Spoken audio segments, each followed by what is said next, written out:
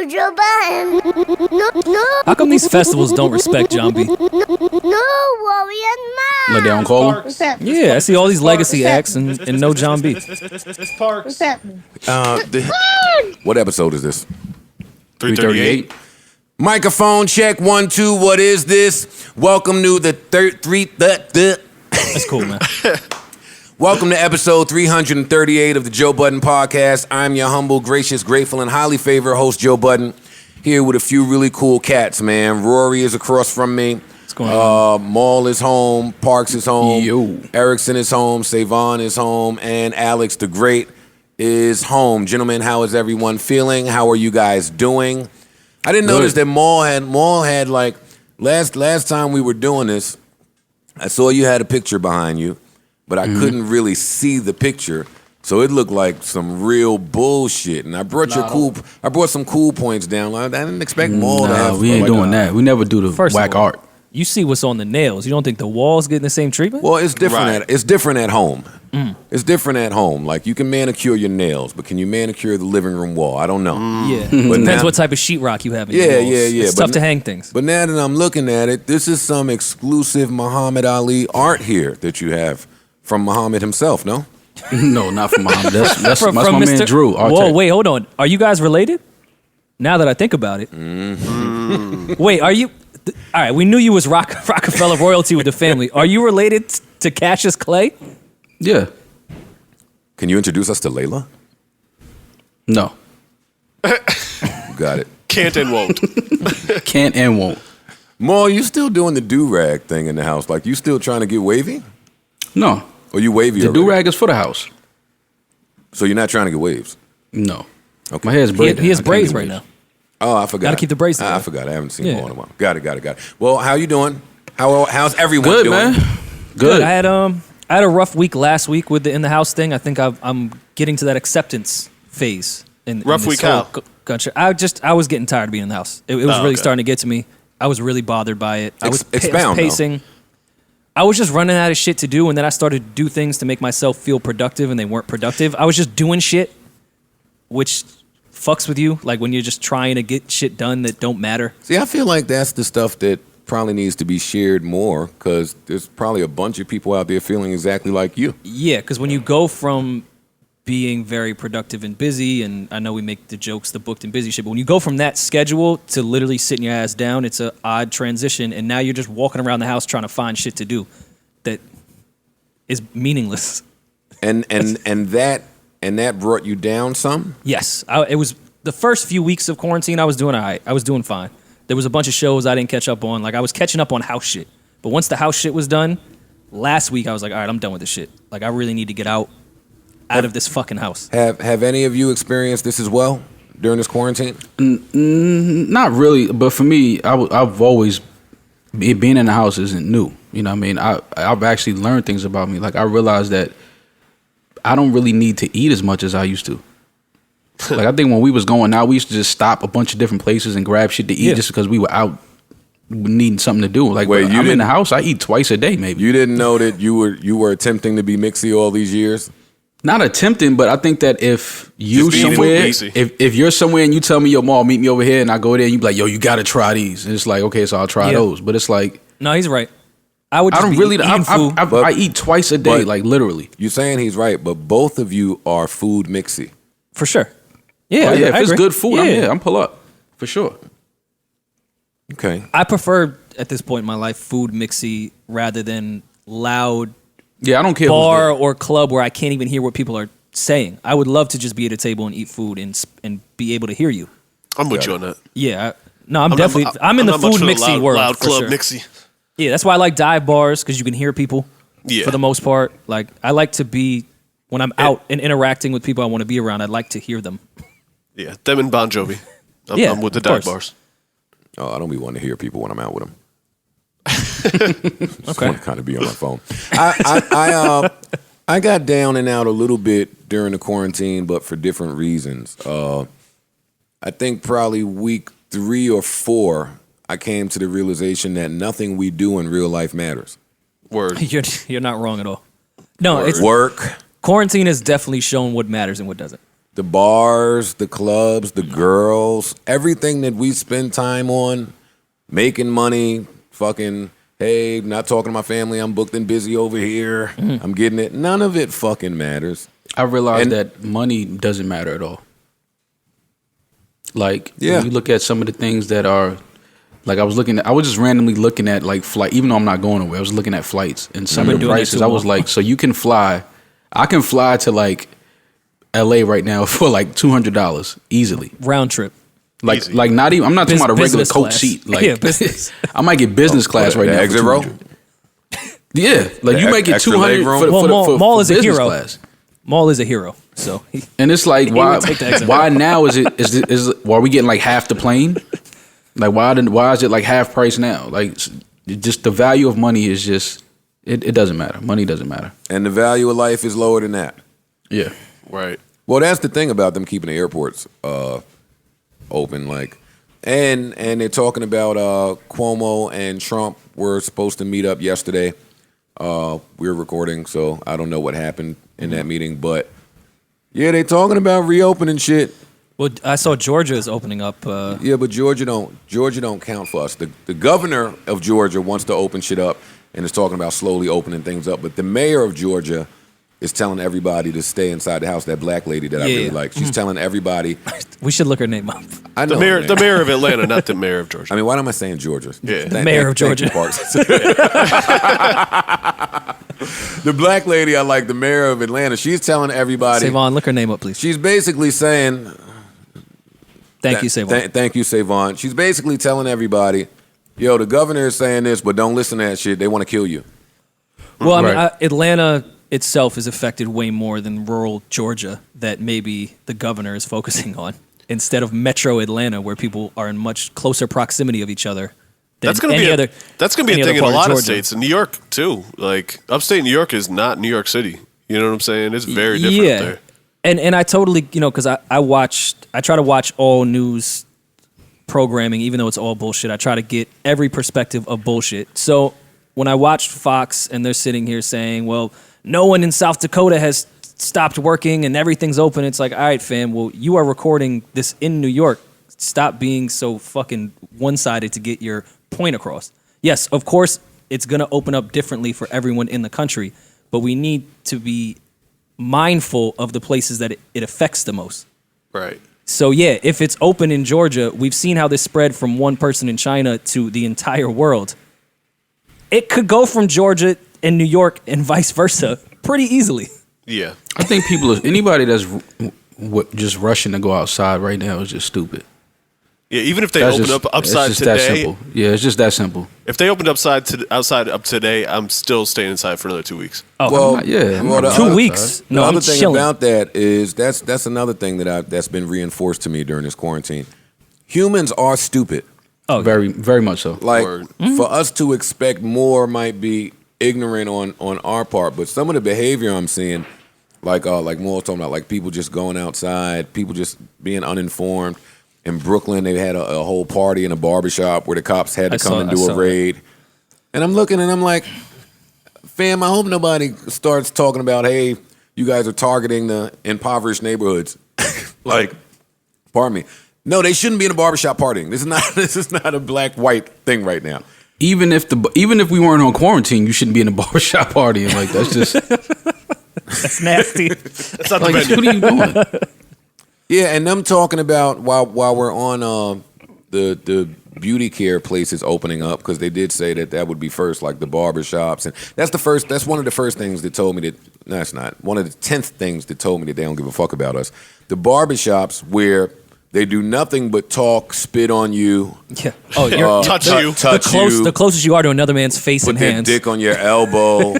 Like, it's mad flagrant shit that goes on in the barbershop. And as y'all- much as we trust our barbers, I love that throwing alcohol on the razor after you just cut 15 dudes today, it's not the cleanest thing in the world. Or yeah. Those clippers are not that clean. I'm not going nowhere near a barbershop. Whatever is happening on my face right now, I'm keeping it. I'll shave the top myself. Everything I've done myself. I don't need to be groomed. Not trying to one up you. I'll be honest, I'm judging some of you people out there that just have this need to just be groomed and beautiful with your lashes and all this bullshit. Like, be cool. Why y'all not cool? Like, the whole world is closed. Well, Joe, you have to realize a lot of people, specifically on social media where you're seeing this, their entire life is centered around how they look. That's how they receive their income. That's how they move with their lives, on how they look. Well, their physical appearance. A little deeper than that, though. A lot of people are just insecure. And I don't. Yeah, of course. And I never base my opinion solely off of the internet. Every morning I step outside and I see people jogging, some rather close to each other, some without face masks, and I totally understand the need for fresh daylight, natural light, just to be outside. I understand what that does to one's psyche. However, you niggas is running around trying to get healthy while we are dropping dead. Right. Nah, I mean, it's a time and a place. Sit your fucking ass down for a month. Sit down for a month. I think there's ways to run in place. Stay active. Yeah, I think there's ways too. If you live in an area where you can jog, please jog. Well, I'm crazy. Yes, I'm crazy for Let people get telling people to run in place. Run in place. Yeah. Just in your living room. Listen, man. Listen though, fuck it. Yeah, right. Listen, but I think that little trail back there, Joe, is safe though. That's it's not a lot of people. It's outdoors. People aren't the enemy right now, Maul. It's an invisible enemy. Yeah, but what I'm saying people is are carrying the enemy. It's still some distance though with running back there. It's not like a crowded space. All right, well, y'all have a blast. I'm speaking from the perspective of every day somebody I know knows somebody who dropped dead. Right. Yeah. And they don't know why. Of all ages. People of all ages, people that were of great health, people who were, they're dropping like flies. Mm-hmm. Well, I'm not a physician. Rest in peace to D's dad. D just lost his dad. Oh, yeah. Nice. Yeah, rest in peace. Rest in peace. I think I said rest in peace to Randy last week, one of my pops' P-Knuckle partners. People are going. Yeah. People are going, man. I just wouldn't be the time for me to start jogging around talking about, I got to trim this stomach down. No, some people do it for a mental. Got to burn these calories off. Some people use exercise. Hey, have mentally. fun. Have fun. I know. I'm just letting you know that not all people are like, oh, this gut, I got to get it done. No, some people mentally need to run. Do whatever works best for you. Agreed. I'm not here to judge with nobody. With the idea of others' right health in mind. Yeah, do it safely though. Now is not the time to be selfish. Yes, exactly. And I haven't seen any doctors say this yet, but I do see everyone on the news and even like elected officials say this of when they're going to start opening up mass places that will take people's temperatures. And I'm not a physician, but that makes zero logical sense to me. I'm not letting this government put nothing in me. Wait, so you're going to sit with a thermometer as if it's not hard enough to get into any type of venue, sporting event, or large group ever. You're going to take their temperatures, and then what? If it's high, go home? Yeah. And what? Yeah. All right. So what if you don't have the symptoms? Because I've seen actual doctors say plenty of people can be carriers and not have any symptoms at all. More than the people that have the symptoms, from what they've been saying. So what the fuck is sticking a thermometer in my mouth before a Yankee game going to do? Right. It's like what the fuck are you talking about? I don't know, fam. Yeah. You won't be watching this Yankee game. I don't need to see no sport that bad to where when I get to the gate they're putting something in my mouth. Like I'm cool, fam. I'll stay in the living room. Yeah. Nah, y'all like going to them games. Y'all do. I love Yankee games. That's y'all thing. If now I have to get a thermometer in my mouth to get in, I won't be there. I'm sorry. Word. Yeah. A-Rod is talking about buying the Mets. I saw that. Mm-hmm. What do you think? React. What are they going for? What the fuck do I know? I'm broke. I think it think I know the price of the Mets offhand? Yeah. I don't. I thought maybe in the article it said. No. It wasn't an article. I saw it on the news. Him and J-Lo. No, that can't be a cheap franchise. It's in New York City. Yeah. Well, him and J-Lo combined, they got it. No, they don't. No. They're raising the capital with J.P. Morgan. Gotcha. Yeah, I don't think they would be sole proprietors. No. I didn't think they would either. But not. I just was curious what the splits were there. All right, come on, man. Let's get to the shits. Shout out to our Spotify listenership. Shout out to our YouTube viewership. Shout out to our first and last time listeners. Shout out to all the ladies listening. We love y'all. We need y'all. Thank you. Love y'all. Head nod to the niggas. Yeah. See y'all. Thank you, Maul. All right, so let's get right to it. Yeah. Teddy versus Face. Saturday night. Part one. Yeah, let's start. Yeah. Now, before I want to preface this entire conversation with, I don't want to talk about this shit for an hour. No, we don't need to. And two, I don't think the battle went for an hour. I want to tell some of the new listeners out there, because I'm tired of being attacked this way on for sharing my thoughts and opinions on my platform. And I think I'll speak for all of us when I say this, just to be safe. We are not authorities on anything. No. Mm-hmm. Like, I'm seeing too many statements that read like, why does Joe feel like he's an authority to X, Y, Z? I'm not. But I got ears, and I got an opinion, and I got a pod. So guess what, goddammit? Hold up. Gunshot! Damn, I need a little more bass on that gunshot. Sounds a little nuts. All right, who won Saturday? Battle number 1. Who do you got? What are your thoughts? Let's start with Rory. Come on, Roars. Well, Saturday was a tough one. I couldn't really tell. Lot to unpack. couldn't really tell who won that first round. Is it even fair to speak about who won on Saturday? No. I don't think it's really a conversation. Oh no, we know who we can everyone have lost. Okay, we can can't have say who jokes. won on Saturday. We know who was headed to a victory on Saturday. It may have been better that there were technical difficulties. We got a classic night out of it. Now the dude in the back, the background dancer, won on Saturday. Breon Breon Do won. not call Breon a backup dancer. I don't know. I know the internet did, but What's his role? what is his role today? I'm not sure. Well, But, why was he there? We're not sure. We're asking. I don't know why Breon was there. Oh, I thought maybe it was Teddy's man.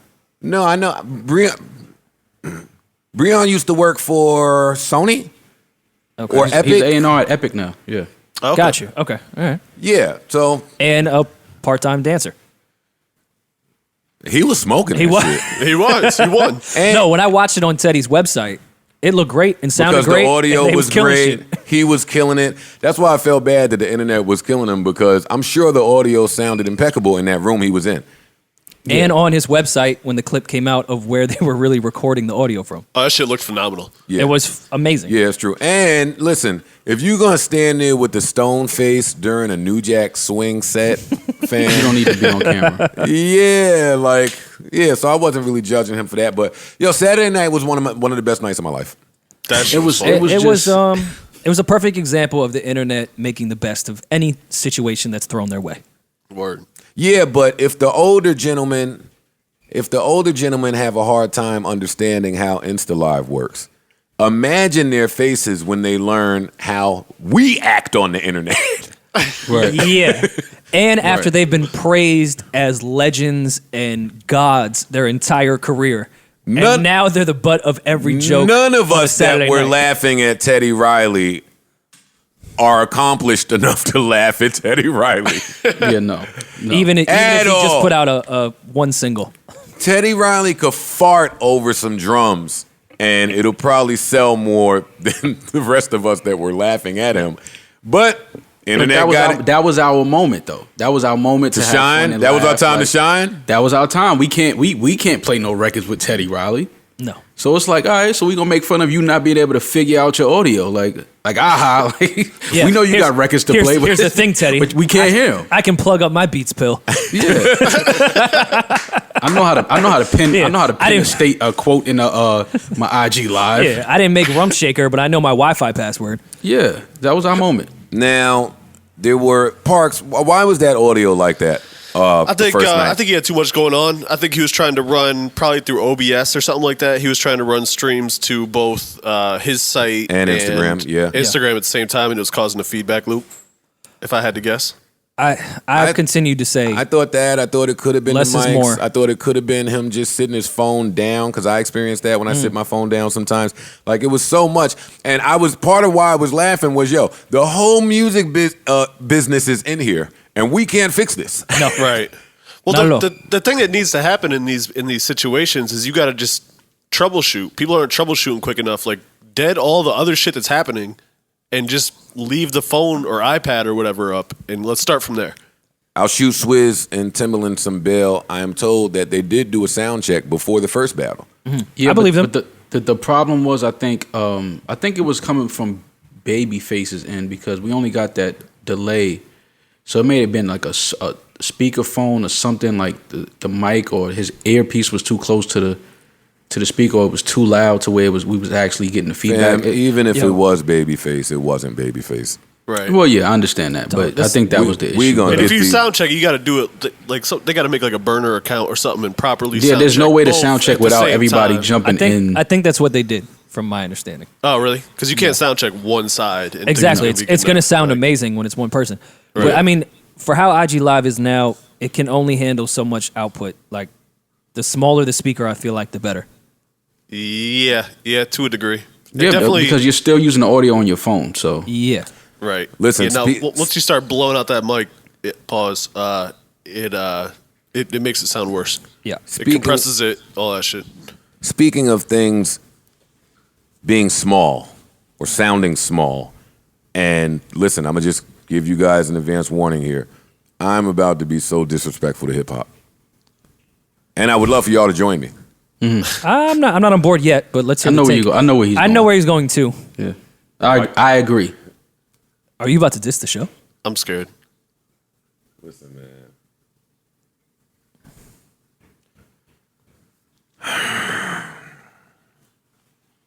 Nah, chill. It's still that shit. You're not about to diss the show right now. Nah, it's still that shit.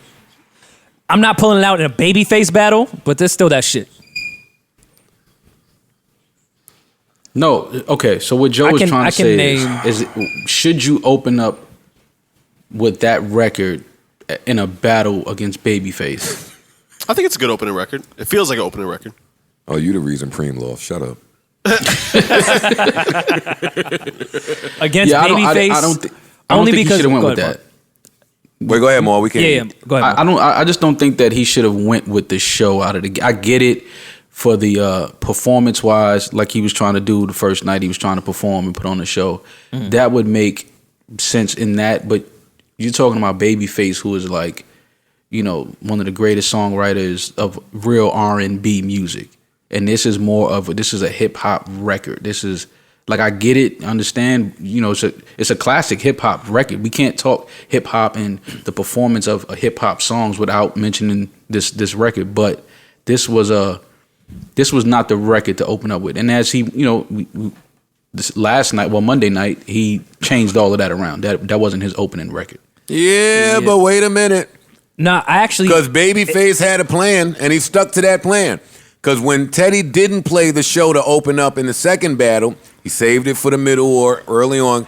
Guess what came on from Babyface? The same fucking record. And that's 2 occasions, the deal. Deal with it. I'm not abandoning my plan. I was up 6-0 on you. Right. I would have liked the show first, not in the middle. Like, because when you're doing these battles, you have to understand, even if you're going first or second, there's still going to be a record afterwards that's going to be response no matter what. Yeah. If I'm playing the show, I have to think what Babyface is going to reply to, and I'm not playing the show.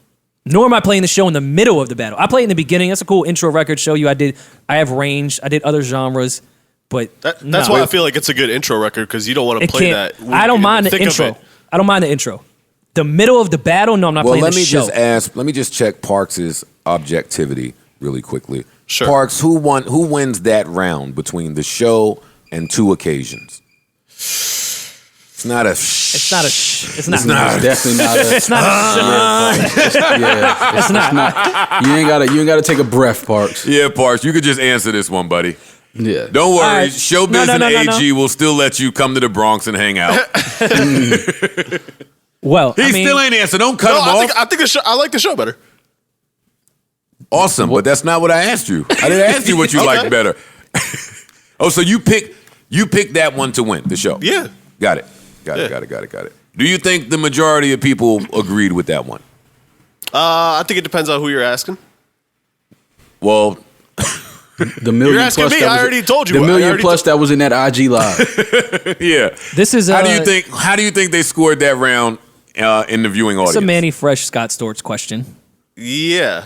And I think it depends. Like for all the old heads that want to just hear like slow jam R&B kind of stuff, they're gonna go with Babyface. Like Joe. Right. No. Wait. Don't do that. Got some mids and some. Hold up. Everybody relax. I'm not gonna let y'all paint me like that because for 2 weeks leading up to this battle, I was running around town saying, "That's a fact. What the fuck is Babyface gonna do when the show comes on? What are you gonna do?" I didn't know. I didn't. He did it twice. And I on love two occasions. Look at the double entendre he gave us. He did it on 2 occasions. Man, come on, man. That's face right. Let me get the Rory drop, man. No. Yeah, but that's. To be clear, I think Babyface won the battle both times. I don't count Saturday at all. So. I don't count Saturday at all. Yeah. But yes, I think Babyface won on Monday. I have to mention Saturday because Saturday was like the weigh-in.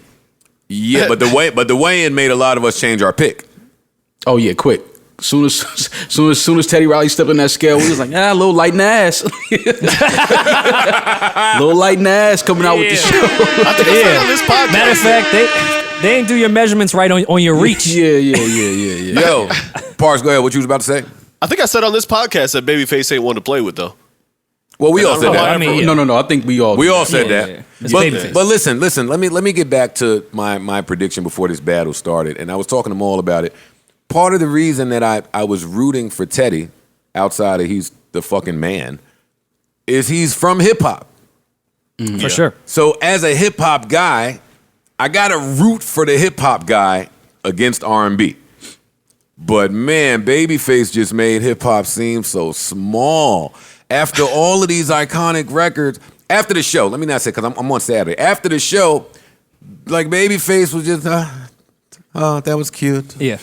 That was a cute little tune. I don't know that one. I didn't. That's a direct quote, by the way. What was the name of that little number you just played? Oh, I thought that was Dougie that did that one. Yeah. How old were you? 12? He don't even call him Dougie. He call him something else, like his real name. And I thought Terrence did that. Yeah. Not even his Nothing having to do with Doug. And then Teddy tried. I saw Teddy try to bait Babyface to play a Hove versus Hove record, but Teddy played his Hove record. And Teddy was like, "What was the name of that tune?" Oh, you talking about in the was that from battle? Beyonce's husband? In the second battle? Yeah. We played City Is Mine. Why the hell did Teddy Riley play The City Is Mine more? Let me ask our Rockefeller brethren. Well, it was a good record. I mean, shut up, Maul. It is. I love that record. I'm not playing that in a battle versus Babyface. You can't say don't play the show against Babyface. But that's how I feel. That's how I feel about the Foxy record with Blackstreet. I felt the same way. I'm like, why would you put that in? That got a pretty good reaction. Well, that's a classic record. It's because it's a good record. So is The City Is Mine is a good record. No. Not one compared to that is a Foxy classic. Maul, don't do that. Come on. Yeah. Okay, none of us be I'm objective. just saying he was playing good records. Is all I'm saying. That was Babyface Kenny Edmonds. I understand that, and that's why I said he shouldn't have started with the show on Saturday. Because I feel the same way y'all feel. The show is a great record, but you're battling against Babyface. Like, it's just different. Let's just go through. Let's go through it together. Okay. Because I would have played Groove Me instead of The City Is Mine. Let's go through this together real quick, just because I don't want to stay here all day. Right here, SWV versus Toni. Love Should Have Brought You Home. How did y'all score it? Wait, what are we looking at? Right here, SWV, the first record of the second battle versus Love Should Have Brought You Home, Toni Braxton. How'd y'all have it? Toni. My age plays like the SWV right here joint is more to of a me jam, is more. But when you talk about bigger, more impactful records, it's obviously the Toni Braxton record. Yeah, that was on one of the biggest soundtracks of all time. But I still gave it SWV. To me, SWV. Maul's right, but I still gave it SWV. I mean, it's on. Love Should Have Brought You Home is on probably the biggest movie soundtrack ever. Well, top 3. One of. Yeah, like I mean, so obviously if we're talking like that now, Groove. Obviously, Teddy Riley's gonna have more joints that make you want to, dance a little bit. Like, well, that's so also I like to open up with a little dance move. Yeah, well, that's why Saturday I so easily went to Babyface because we couldn't hear him, and you need to hear Teddy Riley shit because it's a bop. See, that's why I like sometimes Maul and Rory and Parks, you guys, to get to the club. Come on, Marnie, I'm recording right now. Marnie, doing my podcast. Got to call you in 2 hours. Bye. That's why sometimes I like to get to the club before midnight to hear the DJ before the real DJ, because he gonna be playing shit like that where you could come in and get your two-step on. I like to enter that way. Yeah. Right. Make It Last Forever, Keith Sweat versus Babyface. Soon as I get home. This was one of the toughest rounds. Not for me. Really? This was one of the toughest. I gave it to Babyface though. I gave it right to Face. I have a tie. I gave it to Face. I gave it right to Make It Last Forever is one of them joints, but soon as I get home, my mom. But that was a really close either or for me. But soon as I get home, your mom wanted to fuck Babyface. Yeah. So she did. I love the cat. Yeah. What? That was one of them records. It's cool. Third round. Let's go through this quick. This was the Whispers easily. Johnny Kemp was a jam, but the Whispers Rocksteady. Come on now. No. Johnny Kemp passed away too, right? I believe Johnny Kemp passed away. I think he did. Savon, check to see if Johnny Kemp passed away. That sounds horrible to say over this thing. It does, especially if he's listening. Yeah, he passed away in 2015. Rest in peace, Johnny Kemp. Exactly. Yeah, we Rest talked in about peace, it here. Johnny Kemp. That's why I remember. I was real fucked up about that.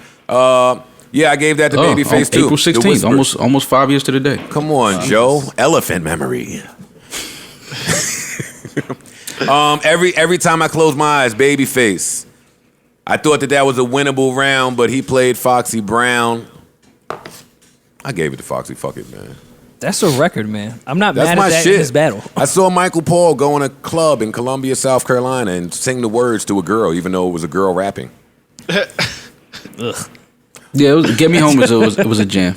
Yeah, I gave it to Foxy. Give Me Home. Peace of My Love. Guy, Ready or Not, After 7. Sorry, Guy. Sorry, guy. Yeah. Sorry, Guy. Ready or Not is the one. Yeah. Every Little Step, Bobby Brown. I Like the Way. High Five. This was the toughest round for me. I gave it the High Five. Bobby. I'm going Bobby for sure. Bobby. Over High Five? Yeah. Y'all are for sure. Crack rocks, but that's fine. I Want Her. Keith Sweat. Can We Talk, Tevin? Can We Talk? Sorry. Can we talk? Sorry, Keefy. Keefy. His name is Keith. I Like, Guy, The Way You Love Me, Karen White. Now, this is the round where I thought Babyface implemented our strategy. He, in no way on God's green earth, thought that Karen White, The Way That You Love Me, and that's a joint, was beating that Guy record. He succeeded that. Well, for those that we were talking about, was it off mic about the strategy? Sometimes I'm gonna just give you a round. I can't beat that. So No, we said that. I'm not gonna play my dopest record against your dopest record. Yeah, Babyface conceded that round. But the Karen White record is a bop, though. That is. Oh, that no, is a big record. But it's not beating Guy. Big record. Yeah. But I Like is obviously the better It's record. fucking. I The like it. show, Dougie Fresh versus Two Occasions. I had Babyface. No, we skipped over. You No, you something. skipped. Heavy D and the Boys, Oh, is it good Yeah. to you, Heavy D versus I'm Ready, Tevin Campbell? Anytime Tevin Campbell comes on, it's a point. and it's I'm Ready. Yeah. I'm ready, and Can We Talk? What are we doing? It was great to hear Heavy D in these battles, though. Not against Yeah, Tevin for Campbell. sure. Is it good to you or I'm ready? I mean, again, is it good to you is such a jam. It's such a jam, though. It's a jam. Don't waste our time. Like that was in Juice. That's when Q walked in. You know what I'm saying? Like it's just so many memories that come back when you hear that record. I know you was in Juice. But the better record is I'm Ready, though. Thank you, Maul. Let's see, Two Occasions, the show. You already know how we feel, except for Parks. City Is Mine versus Rock with You, Bobby Brown. Maul threw his Rockefeller chain in the garbage. That was the second. That was the moment. Rock with you. Yeah, come on. You Come can't on. beat Rock with you. All right. Even Hov was sitting there like, huh? Yeah. Then this is another one. Questionable song choices from Teddy with In the Closet, Michael Jackson versus On Our Own, Bobby Brown. Sorry, Mike. Yeah, sorry. But I in I didn't think that was a debatable round. In Teddy's defense, he was probably saving the haymakers, but he never got to get them off. You can't That's why you save can't save 'em. haymakers against a haymaker maker. Yeah. Yeah, All with this a, guy makes is a haymaker. with a couple That's Boys to true. Men shit. He threw a haymaker with the Toni Braxton record out the gate. That was one of the biggest records Yeah, ever. man. He didn't even play his other Boys to Men hit. Before I let you go, Blackstreet versus a live performance where Babyface just reached over and grabbed a guitar and started singing, and then all of our moms wanted to holler at Babyface again. Yeah, no. You got to go with When Can I See You? I went with Blackstreet. Really? I went with Face. Yeah, face. Yo, y'all He was have killing the guitar too. Like, yeah, I think y'all was caught. I think y'all was caught up in the moment because I was mesmerized. I thought he was just playing the guitar for me too. You guys. He was looking. He was looking into your eyes. Yeah, he was gazing in my eyes. I was like, damn, Face is that nigga. I want to dedicate this one to Joe. Yeah, for real. But before I let you go, Blackstreet, y'all better. Actually, it's a no. record. Come on, I'll take Blackstreet in that round. Yeah, I'll take come on. Wait, is that when he played the guitar? Because Whip Appeal came before he did the guitar shit. Well, if my memory just reading serves off correct. what I have here. Anyway, I'm reading a maybe different list. I had Babyface losing that one too. Whip Appeal versus Let's Chill. Really? 1000%. Let's I thought Chill. that was a debatable. It is. I debatable. love Whip Appeal. It is debatable, but Let's Chill is like our R&B song, like hip hop's R&B song. I gotta go with Let's Chill that round. I'm sorry. You have to All go with okay. Let's Chill. I just love Whip Appeal so much. Deep Blackstreet. Oh, you're not even trying to win versus My Johnny Gill. Yeah. God, no. And I love Deep. That's one of my joints. I love every song on not it. We don't need to against. say it. Yeah, all right. I don't need to qualify Yeah. with that. But no, it's not beating Johnny Gill, my mama. Red Light Special versus I Get Lonely remix Janet Jackson. If I were on the fence here, which I was not, there wasn't a fence in sight. No. At the end of the record, Wasn't a Trump policy around us. At the end of the record, when Babyface says, you did that? Because I know the people that did that. Did you do that? That was disrespectful. Oh, this is a remix. Oh, I didn't know we could do the remix. I didn't know we were playing remixes, but I it's don't do fine. remixes. I don't do remixes, you peasant. Yeah, no. I don't do those. What is that? That's that thing that Puffy guy created. Yeah, my records can't. Come on, don't get me fired. Bro. My songs are too great to even be remixed. Yeah, no. Yeah, Babyface shade was fucking elite. Let's pause right In here. a I did red not velvet realize jacket. how much personality and character that Babyface had. Because he's so cool with it. Yeah, like this was the most I've ever seen. Like he made a whole song called "This Is for the Cool in You." No, but I'm just saying, like he had sarcasm. He was funny. He's a writer. Like I didn't think Babyface was How do you that think type of he's dude. gotten all this pussy? Well, no, I get it now. It makes sense. I but didn't we know never, either. By the way, we I never didn't know. saw that. I've saw never Babyface seen like that. him in this light. But A lot of these battles, and outside of the obvious, I'm not making a Sean Garrett joke. Like Hit Boy, I didn't know was so funny. Not Hit Boy. Boy Wonder, I didn't know was so funny. He was super sarcastic and hilarious the entire time. I've seen a lot of personality in these battles that I didn't know. Yeah, These I didn't know producers and Babyface songwriters had this much personality. But this is a good time to bring up a conversation I've been having in passing with a few different people, some good friends and some women who had a hard time understanding what I was trying to say. But some people get it. Babyface, I don't want to use the word son because you can't son Teddy Riley. No. But Babyface big bro'd Teddy Riley in both outings repeatedly on a regular. And it made Teddy appear smaller than he is. That's valid. Now, I don't think people... What? I guess to not to me. It put things in the... Before going into this battle, it was, oh, that's Teddy. Nobody's beating Teddy, and that's Babyface. He could beat Teddy, but both of them are those dudes. But when you see somebody get Lil Bro'd... Well, he kept calling him Big Bro, too. Well, that's because they really have a relationship. Yeah. Right. And that's fine, but not when Big Bro is trying to Lil Bro you. Yeah. I don't know if I don't know if I'm copping to that. Like that was my same beef in the Preem battle. Preem, and he's not nobody's Lil Bro. God, no. Just had so much respect for his opponent. Because they're all friends, for real. Fuck that. yeah, but I mean, you have to have respect for your opponent. Not for this hour. No, but I can have it internally. I don't have to big you up every time you play a snare. Yeah, but that was my favorite snare when that snare changed the game. Like, no, nigga. But you can do that. But you can do that when you know what you have in your arsenal. Like you can, like Babyface, he was doing that, and then he was giving us stories behind certain records, like when he's talking about Michael Jackson and him wanting to take Halle on a date. Like all of that was just like setting up like just amazing records. Like, fam, I have about 35 more #1 records that I haven't played yet. Superwoman Karen White versus Jam Michael Jackson. Jam, obviously. That's not obvious. That was an easy point for Karen White to me.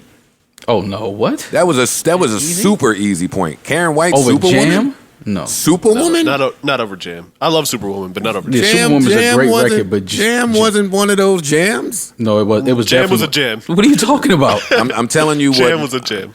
No, it wasn't. Yes, it was. Joe. It was a single. It's not one of the Mike records. It's not. We're talking about Mike, so yes, it's a jam. But no, it's not one of them.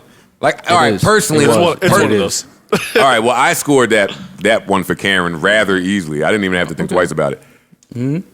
What else do we have here? You're Making Me High versus Rump Shaker. Toni. Yeah. That's Toni. Yeah. That's Toni. Let me see here. Let's go to I'll Make Love to You, Boys to Men. We didn't hear Teddy's record. No, we didn't hear, Babyface won the interlude. Yeah, that was the best part of the battle. Oh, yeah, he just started throwing joints. He threw a song out that won like record of the year. He said I can't play this because it's my white record, but fuck it, I'll play it on guitar. It just happens to be song of the year. It won a Grammy, so fuck it. Word. It's and different. Played it immaculately on guitar. Yeah. But wait, Parks, that was one of the things that stood out to me when he played the Two Occasions joint. He played the live version, and it sounds so much better than the original version. That's impressive in a band battle. He played I gave another sad love song. Like, come on. Yeah, you win. Toni wins. You're just throwing these joints out like it's nothing. Count on Me. Wait, no. Count on Me into he did a medley. He ended with Count on Me. Yeah. No, it was Count on Me, and it ended with a different Whitney record. No, that's Whitney, Mariah, and CeCe Winans. Yeah. Count on Me. No, he did a medley. He merged two records. You're wrong. Oh yeah, and When You Believe. Yes. That's what it was. Yeah, it was. Fam, and it sounded like the most beautiful thing in the world. Yeah. Count on Me into When You Believe. The music never stopped, Mo. That's why you're confused. It's not two different records. Sonically, they go together, and one stopped, and the bridge to the next one came on with the last chorus with all the crazy ad-lib tracks going. It's like, fam, Babyface was way too prepared for this. Like, his records were medleys of the record. Yeah. It was all the strongest parts of a record. Yeah. Man, shout out to Teddy Riley. Shout out to Teddy Riley. Shout out to Babyface. They broke the internet. I couldn't get it on my phone. Half a million people at one time. Yeah, I was watching on the laptop. Yeah, I had to watch on YouTube. Yeah, it was crazy. The YouTube guy held me down, whoever that was. I didn't have to touch it at all, even with the difficulties that they were having. The YouTube guy kind of followed all of it. Nice. But what a night. I don't really know how you follow this up. Shout out to Swiss, Timbaland. Puff and Dre. Puff and Dre would have to be the next one. That's how you follow it up. Did you guys see when he went on Teddy's? He FaceTimed Teddy after the battle and said he doesn't know if he wants to do it. Dre said that, right? Yeah, Dre. Yeah, Dre. Yeah. I mean, listen, and this is something I think I wanted to walk back because I think I might have had Dre in that. But the good thing is, we talk about shit and then I get to sit down and really listen to music. I don't know if Dre is just getting Puff out of here. I wouldn't say that. I don't think either of them are getting either of them out of here. Getting him out of here. Right. Yeah, I don't. But I've seen some people like. But Maul said that before, and I was like, Yeah, but listening to their catalog now, like Puff has a lot of shit. It's a fucking battle. Like I mean, Dre, the Chronic shit, NWA shit, yeah. All the way up through Kendrick, Yeah, but 50. Puff got a lot of shit, man. He does. Here's the thing, that's gonna come down on who can battle better. It's gonna be 20 records. It's gonna be selection. I don't think nobody matter. could battle like Puff. Responses are gonna matter. That's what I was about to say. It's gonna come down to who can battle better. I think Puff. Now y'all sleeping on Dre though, man. How's that possible? never- How's Dre that gets in his possible? competitive mode. Why would I sleep? No, I just know that Puff he has been in competitive mode since he was interning. Yeah. So is Dre. Puff though. is yeah. I don't know that about Dre. Dre went and got some headphones, made a quick billion, and dipped on you niggas with his muscles. And has been chasing Marlin in the Baltic Sea for fucking Like Park's talking about For when 7 Dre years or some gets shit. in his Y'all competitive must have- bag. You really forgot about Dre in the 90s. No pun. You really, yeah, no doubt. You forgot Dre beating up journalists and doing all types of wild shit. Allegedly. Allegedly. Of course. Yeah. No, I didn't forget about that. He just wasn't a billionaire. Right, it's different now. Like Dre That's has been I see toes Dre. up I see in Dre the as sand. Babyface on Saturday, looking in that camera like, "You guys convinced me to do this. I didn't want to do this. This was the reason I didn't want to do this." That's what I can see from Dre's Listen, man, point I of view. just I know don't see it. Puff got some shit. I don't think. No. I heard no, a lot no. of people I'm talking talking about- like I'm Puff ta- would be embarrassed. I'm talking if about this were to technical happen. difficulties. I'm not talking Oh, about. no, this would be the I'm greatest talking about the battle. This would be by far the greatest battle to me. Embarrassed. And you couldn't do it on. Maul. You couldn't. Who would speak such blasphemy? Maul, I will not put all of the rappers on blast that have texted my phone. It's probably the same ones. But that, a bunch of rappers text my phone and said, "Hey, you do know that Dre did NWA, Snoop, 50, and 2 Chronics. Word. Not 1, 2 of them. And Eminem. Yeah. He's not playing Eminem in the battle. Would How My Name Is get off in a battle? yeah, Guilty that's Conscience would go whatever, off. whatever, Go ahead and play it. whatever That's a record that point for goes up Puff. against. That's a win for Puff. That's a point for Puff. That would go back to the battling point for my and selection. Because I don't know, Puff could play something where Hi My Name Is might be the weird response. We say these things before the battles happen, then they happen, and we're like, oh fuck, that does make sense. I'm not gonna count out Hi My Name Is. I'm not. Well, you shouldn't count any of it. Are they doing 20 songs as well? They should do 20. Maybe, yeah. I'm sure They they would will. need to do If 30. they would, How they would My do Name Is 50. one of the 20. Puff has 20 records that will get that out of here. Puff has a lot more records than that. And I don't want it to sound like we're hating on him, but the thing that's... No, I'm just saying that's the thing not a that's record you would play in. part of a Puff- battle Wouldn't with be my Puff. first Dre selection. I would play Guilty Conscious before I play How My Name Is. And you play Guilty Conscious. I'm going to play Flavor in Your Ear, and that's going to end that one. Well, that's what I was about- Depends who you're talking to. No, it don't. Yes, it do. No, it does not. To Well, me, if you're no. talking to fucking idiots... Yo, everything I say is I'm talking to people that know music a little bit. I'm not just talking to, no, Guilty Conscious Yeah. is the niggas that was in the middle of America buying South Pole for like 20 years. I'm not talking to those people. You bought South Pole in New Jersey. No, I didn't. I screamed on my mom when she brought me the black South Pole bubble goose that was reversible, yellow on the inside. I had a gray one. Yellow reversible, mom? Like, what I'm doing? How I'm freaking this? I had a gray one. I got 2 winters out of it. And I think Dre might be fronting with that, with what he told Teddy Riley. Could be. That's not for him.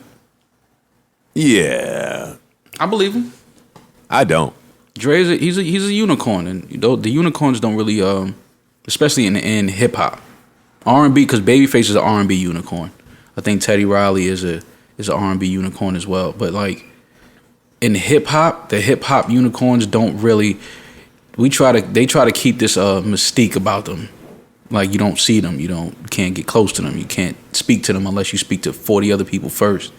Like they keep this mystique about them, and but that goes back to what I was saying. Hip hop artists and hip hop producers, or producers that come from hip hop, because Dre is not just a hip hop producer, but we kind of got this this sensitive thing.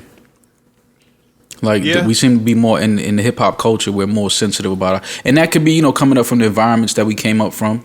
We had to protect whatever we had, what little we had. So that can be a way of being sensitive when you share what you have with the world and you feel like people don't appreciate it. Like you can get sensitive because, again, coming from our culture, we didn't really have much growing up. So I agree with that. That's just something Tate. that's embedded in us. I agree with that. I also think that some of these icons, while they were up and coming and cementing their legacy, I think a few of them had to do battle with each other. Like, and that's why the Teddy Riley Babyface battle was so interesting to me, because and them telling all the stories in between about the artists that they work with, the same artists that they work with. Yeah, y'all had to battle each other. They were battling in real life. Hell yeah. Yeah. Dre and Puff, I kind of imagine that same thing to exist. 100%. What? So that's part of the hip hop culture. No, that was- battling. There was a direct. So what I'm saying is, I can't just say that Dre won't be beat or that he's too big or that the mystique exists because of that sibling rivalry type of tension that exists between icons like that. Like, I think that Babyface, hey, me and Maul laughed for an hour Saturday night saying, hey, we'll never see Babyface again on Instagram. No, seriously, I didn't think he was getting back on. No, that's what I was speaking to more about Dre having the same face as I know. Babyface. Not in, I don't think this is a worthy opponent. Like, Yeah. Fant, you summoned me out of my studio. I don't even have the app on my phone. Maul And said- now I'm sitting here in front of 500,000 people trying to watch you get your sound together. I'm too rich for this. Well, there's no way that they could do that on Instagram. It's impossible. Well, that's a good segue. Because Dre's music sounds so rich. Every noise in it is insane. So I would want to hear that sound. Well, and not to diminish anybody else that's done these battles, but Puff and Dre are two of the biggest stars, regardless of their position in music. They're not two of the biggest producers. They're not two of the biggest execs. They're two of the biggest human beings we've ever seen in music. Absolutely. So if we got 4 million from Teddy and Babyface, who are also huge, imagine what the numbers will be for Puff and Dre. Just hypothetically speaking here, Juicy versus Gin and Juice. How do you score it? Juicy, but you're answering a phone during the podcast. I'm going Juicy, but that's my bias. I think Juicy I can't be mad at anyone that would say Gin and Juice. I can't get mad at it, but I'm going Juicy. I think Juicy is the number one rap song. If you were an alien came down and said this is rap music, I'm playing Juicy. Yeah. So that's why I take Juicy. But Juicy's probably the best rap song of all time. Yo, it would be hard. But I'm never mad if someone said no, Gin and Juice, even without hesitating. I wouldn't be mad at them. But you would have to. I think you would go with Juicy in that. I think the consensus would be Juicy. I saw Ice talking about Nicki Minaj's catalog and how no woman wants to see her. I had that conversation this weekend too. I wouldn't be mad at Nicki versus Missy. I was gonna say he's completely neglecting Missy in that conversation because the original was Nicki and Kim, where the conversation sparked this weekend amongst the internet, which I think Ice was replying to. I didn't really like how everyone just took Kim off rip. Took her as the winner, or took her as the winner of what? Of the Nicki versus Kim versus. I don't know. I think that's a good battle. I think it's a good battle too, but I don't know if Kim wins that. I'm taking Nicki. I am. Yeah, Sorry. I think Nicki. If 20 songs, that Monster 20 songs, you're gonna get 2 points when Monster come on. Yeah, I think Kim got about two that you can't really reply to. Kim got 10 joints that's gonna make it hard, but what's happening? Real hard. No, I'm not saying this is gonna be easy battle. I'm taking Nicki just if we're going to 20. Yeah, when we're going to 20, I'm taking Nicki. Distance. But why Nicki and Kim? Why not Foxy and Kim? Kim is winning that. What else? All right, I'm wrapped up. Let's with Rory and Parks. I thought this was a good segue into us having a real conversation about these versus battles. Yeah. I think it's about time to hang up the Instagram models. No. We know you will never hang those up. I'm about to say, fuck you. All right, hang up what? The Instagram being the outlet for these verses. Teddy might have been right. Teddy was right from rip. Teddy might have been right, man.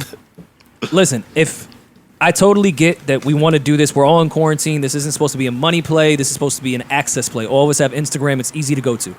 All of us have the internet too. But there's no way we cannot create a link to another outlet or some type of platform that takes in audio much better than Instagram. Just one click of a button. It can handle capacities. Especially if we're not trying to do this for money or sponsorship. Like, why can't Revolt set up something where there's a chat on the side and it's one click on your Twitter and you're now watching something with actual audio? I love you guys that just get to ask hypothetical questions without attempting to answer them. I'm sure there's a few reasons why Revolt. Of course, I'm starting a conversation. I think one of the biggest things is getting like the real time responses from the listeners. Audio is the number one thing to me. Oh, I was about to ask you what is carte blanche here? Is it the audio or the community? It's both. I think you can have both, though. You can, yeah. I don't think that Instagram is capable of doing it. You can definitely have both, but it would take some time to build that out. Does Instagram care? Tell me how. Tell me somewhere that successfully has both. I'll say it. Twitch has better audio and video. YouTube might as well. And YouTube might as well. And community.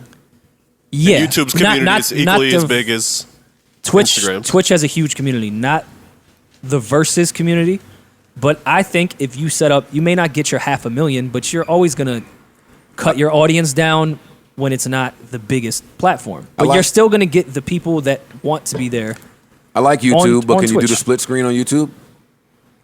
I don't know. There's got to be a way to do it. There's got to be a way. So we don't know shit. No, we're talking shit. Nah, when there's a will, there's a way. I think Twitch is an easy solution off rip. Like that should be the number one answer. I still think people are home quarantining. This versus thing has built up enough. I could see it was the first shit when it was just Swizz and Timbo, and they're like, "Yo, we should continue this." Yeah, you built it up on IG because that's where the most people are, and now we know the name, we know the brand. It's a versus on the bottom all the time. It's a versus thing. Now you take the audience where it works best. You have the audience now. It's here. Instagram, Well, let's be clear, If this Instagram isn't- couldn't handle Teddy and Face, they 100% will not be able to handle Dre God, versus no. Puff. No way. And it's not just I Dre was scared versus to Puff. say, It's we- Dre versus Puff and his kids. Because as soon as Gin and Juice go off, Justin and them niggas gonna start dancing. It's gonna make you feel away, Dre. Yeah. Yeah, but that's another thing too. How many more of these do we have left? Probably not many. Mad of them.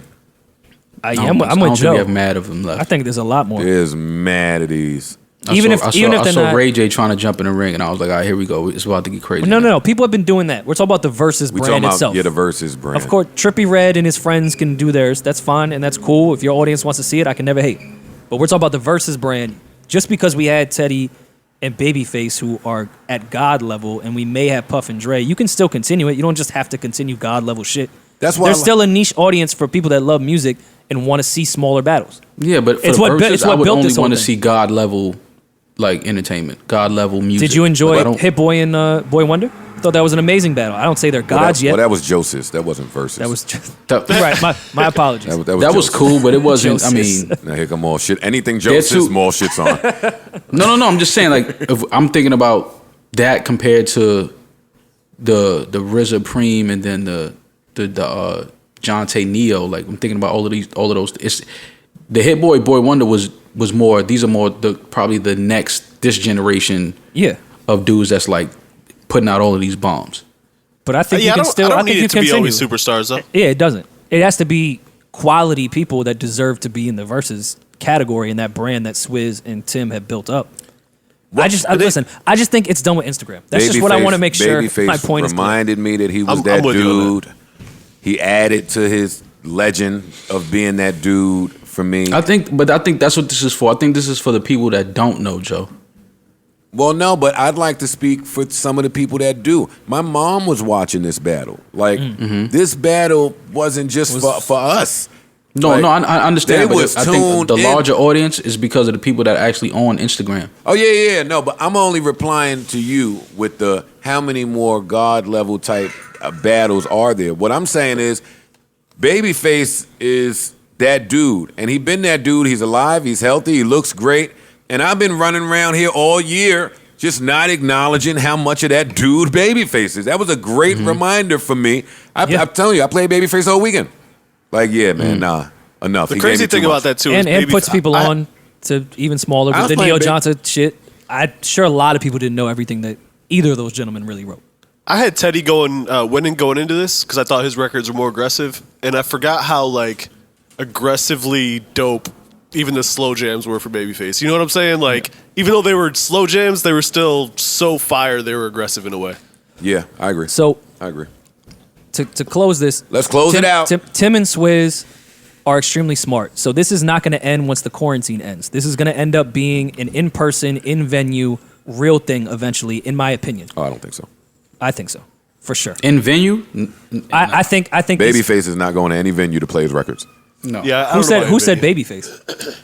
Anybody he's got so far is- I think the Versus brand, especially when festivals are fishing for acts and headliners and can't find ones of affordable magnitude with these newer artists overcharging, I think Swizz and Tim are a good They've headliner. implemented something. Yeah.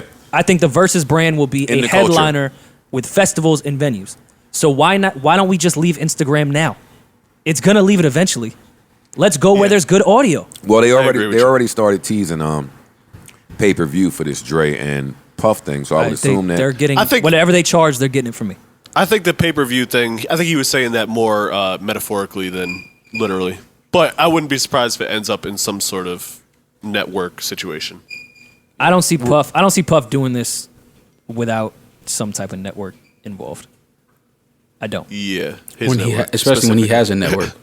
Yeah. That's what Why I'm wouldn't saying. you? Yeah, but Puff is a showman, man. He gonna get this shit off, revolt or not.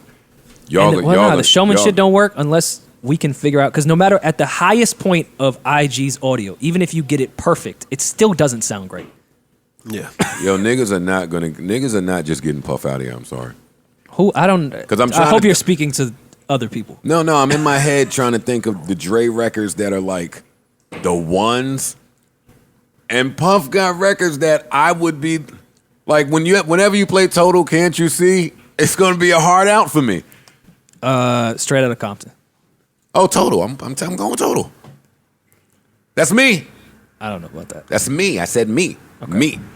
Me. I know that that's not a popular hip hop opinion, but I've already learned. I've learned that records that mean everything to me in my hip hop world can seem very small if you play a record that's real huge just in my life. Yeah. And Total, Can't You See, 96. I was robbing gas stations in fucking Laurinburg, North Carolina. Yeah. I was 11 when Straight Outta Compton came out, stealing my brother's cassettes. Savon, can we look up North Carolina statute of limitation laws to make sure we don't need to edit that out? I'm just saying, man. I know I'm in the minority with that one, but Total, Can't You See is a hard out for me. All right. There's some tough ones off Straight Outta Compton. Enough, Fuck the Police is tough to counter. Dre got Express some Yourself is tough. Yeah.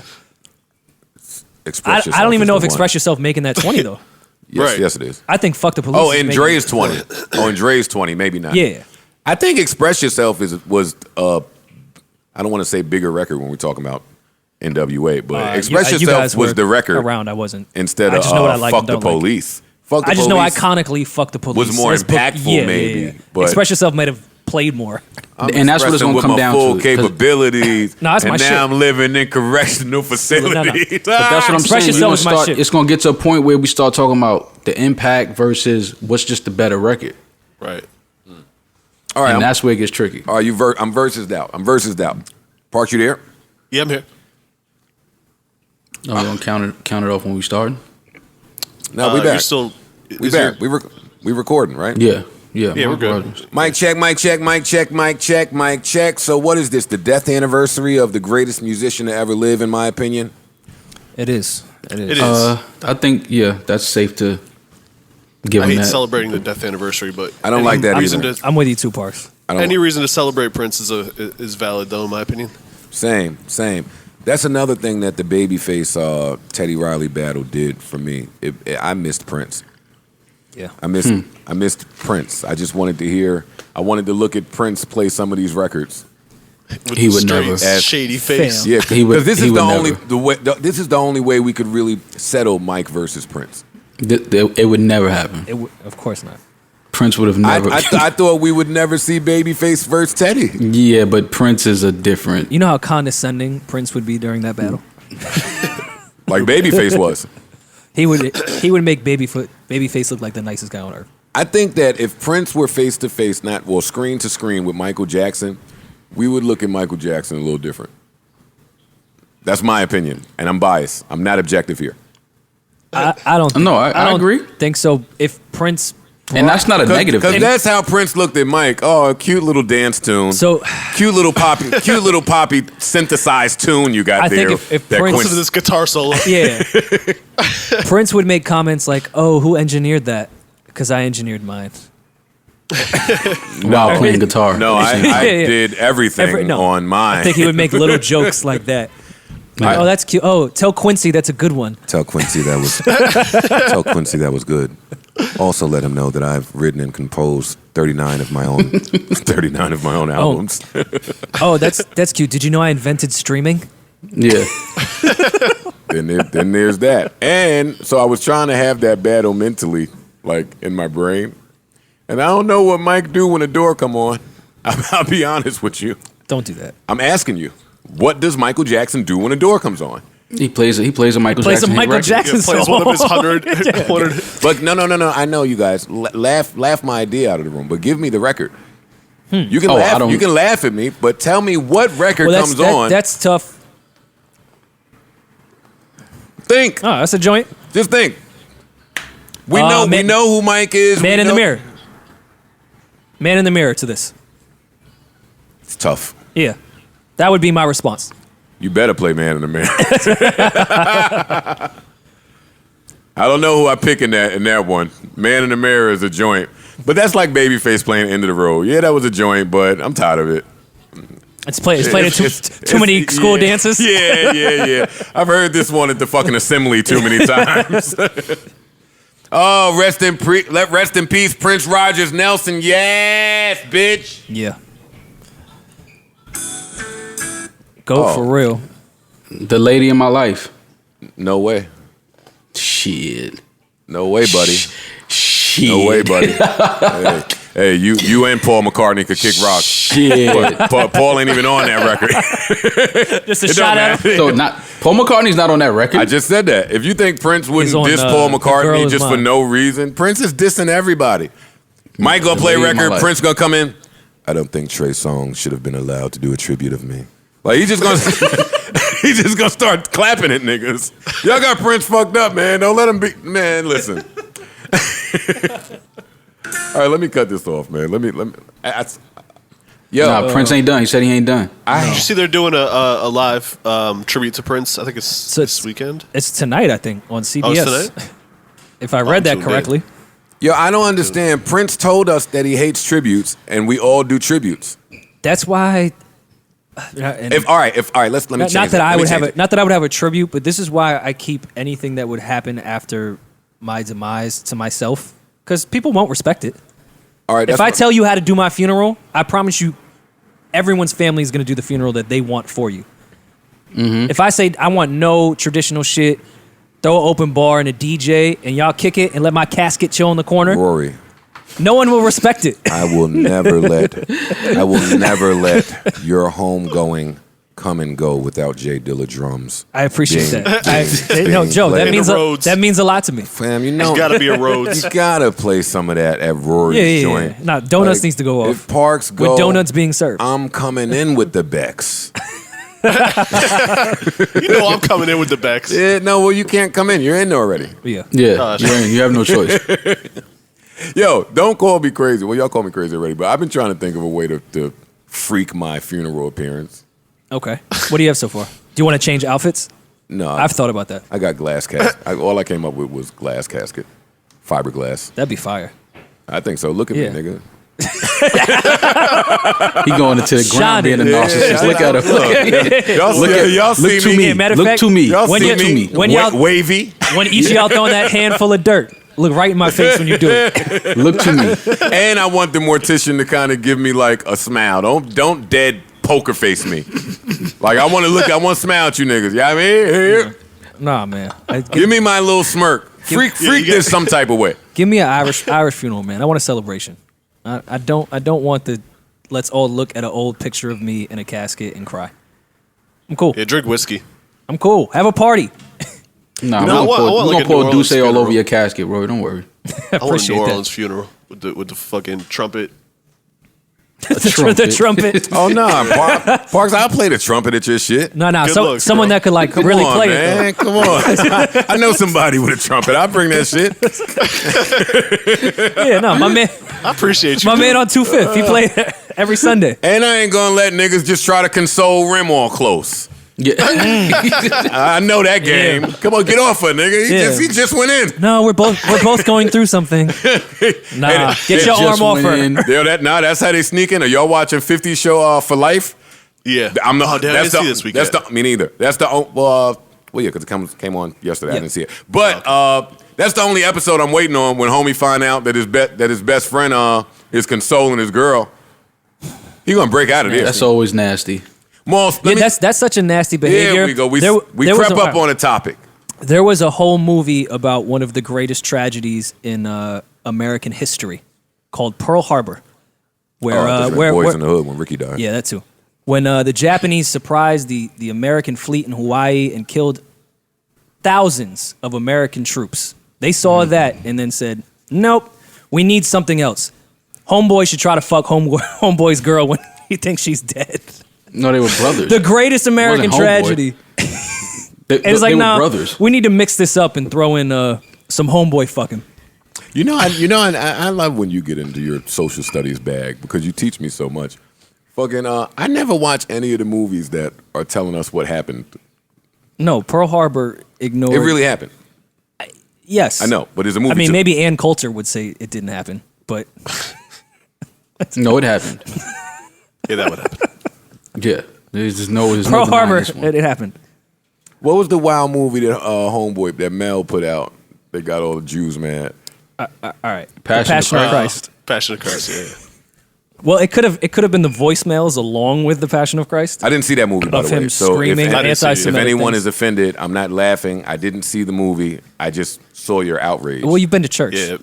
I've Mel's to been on church. the boycott list for some time, the cancel list. It wasn't the Passion of Christ. It was him screaming anti-Semitic things on voicemails that were resurfaced, and the Passion of Christ. and maybe Wait, the Passion. did that happen before Passion of the Christ or after? I was on a mix. I think it was the rollout. I think it was the rollout. I think those came out. Those were leaked like by someone during like the whole Yeah. rollout to the movie. Yeah. Yo, you know what I've been following now? Yo, I am a sick king. And I'm going to share this only because it's a safe space. And I'm not laughing, but I be kind of laughing. Oh boy, here we go. I be kind of Whenever you gotta about to be start bad. with all of this, Yo, but I'm just saying, man. doing your PR work early. Yo, I've been following a whole trail of racist TikTok videos. Okay. Yeah. Yo, How did you find yo, these things? Well, they're pretty accessible. Yeah, they're out there. Yo, Mo, you have to leave the Bronx. I'm never on TikTok. Like I don't. How do you Wait, no, see me this neither. stuff? Me neither. But I saw some of the outrage on Twitter. And mind you now, on quarantine, I have time to just check for way too much shit. Fair, But that's it was fair. a white couple. I saw this too. I don't even know if there's a couple. It was a white dude. No, it was a couple. And a white girl. And man, they was shitting on us blacks. They were not a fan of African Americans. Not at all. Wait, they said What we do? What we do? Wait, now? what they said? Because I'm not going to tell you. The trend is smart move, Rory. The trend is they say something to get your attention. So they say some racist shit. What did they say? No, the trend was the pouring God.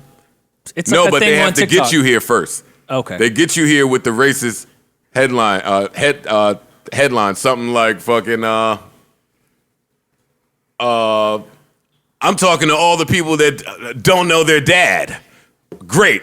Now that I have all the black men here. Jesus. Oh, I didn't see this one. Never mind. No, all of them start like that. So that one started like that. It said some started like that, and they said black people. And then they just started shitting on black people. Like, yo, fam, these kids were like under 21, college kids. And that thread led me to mad little Asian kids being racist. I'm like, yo. Oh, so TikTok, that's how they giving it up over there? Well, over here too, in America. Just plug in your video game device and go on the internet. Play any video game online. Yeah, no, I mean, that's all I got. I don't have a take from this. I'm just telling you, I've been following racist TikTok. I gotta look into that Video. It sounds like it could be entertaining. I know that the Asian girl said some slick shit. The next day, she was on TikTok with her dad. Her dad was like, fam, I didn't raise this little girl like this. She ain't like this. And she got to talk to y'all. He put the phone in her face. That's how I imagine myself in that situation. You going to clean this up while I'm sitting next to you. Yeah, because now they know where we live. That's odd. I had read that racism was over. No, Where'd you Rory, read that at? racism's still alive. We just be concealing it. Says Yeah. Yeah, bars. 15 years later, I'd like to endorse Donald Trump. Kanye walking over Kanye to is a give, sick guy, man. Kanye walking over to give Trump a hug is still one of the wildest fucking moments that we've witnessed. Nah, not if you Trump didn't want to hug in a him. lobby Touch and didn't say Kanye. shit afterwards. Not if you- Don't hug me and don't speak. Not if you really get how these tax breaks work. Yeah, you start to understand a little bit. Yeah. Give him a hug. Thanks for showing me the ways. Yeah, Oh shit, fucking. I had no idea. I saw Shake Shack wanted to give back $10 million for the small business loan. I mean, for small businesses, the loan they got from the government because the loan people ran out of money. Yeah, a lot of big companies got. I think Potbelly was one of them. Bruce Chris There's got a something crazy, list. but that was There's probably a list. just to serve Joe. I'm sitting here waiting for Roof Chris to open. They got the nerve to be getting money. They got 20 million. Oh, come on, give me my fucking ribeye. Word. I just want some broccoli. Yo, I wanted to ask y'all, where's the first place y'all going when we're allowed to go somewhere? I'm gonna be too nervous. I'm going to Roof Chris. Not nervous I'm going for health. Like I'll just be too nervous to make the wrong decision. I can't wait. I'm going to one of my dive bars. I can't Go wait to eat? I can't wait to get jiggy and Roof Chris. Like I'm getting dressed. I'm getting dressed up to go sit at the bar. Yeah. Maybe Ocean Prime. I don't even know what that is. Y'all got money. You know what Ocean Prime is. I don't. What's Ocean Prime? Yes, you do know what Ocean Prime is. think I've been there What with you you. talking Ocean Prime? Where's It's that? the seafood version of Prime. Yeah. Oh, on the block behind.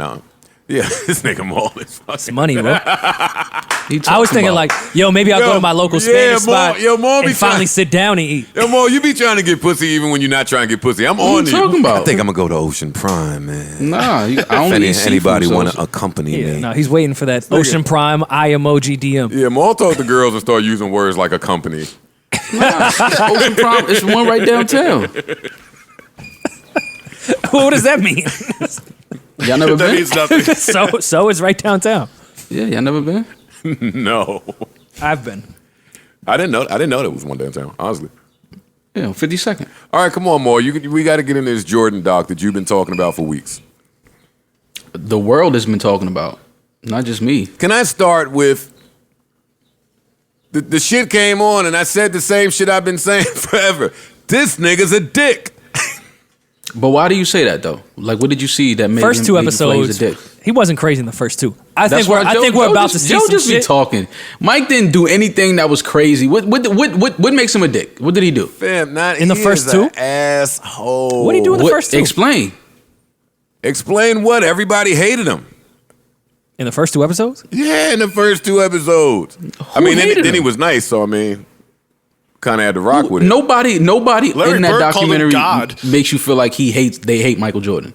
Not one person in that documentary makes you feel like that. Okay, well maybe I was reading between the lines, but when I heard his teammates talking about his style of leadership and how they felt isolated and felt like they couldn't really say anything to him, it made me say, "Oh, this nigga's a dick." No, It didn't make you that's say not that. What that says. No, that's competitive. not what it says. I mean, you gotta. Mike explained it, and even even Bill Winnington said it. Like when he was yelling at them, he was like, "Yo, if you couldn't take it, he didn't care. Get out." But Mike even followed that with, if you can't take that, if you can't give your opponent any confidence.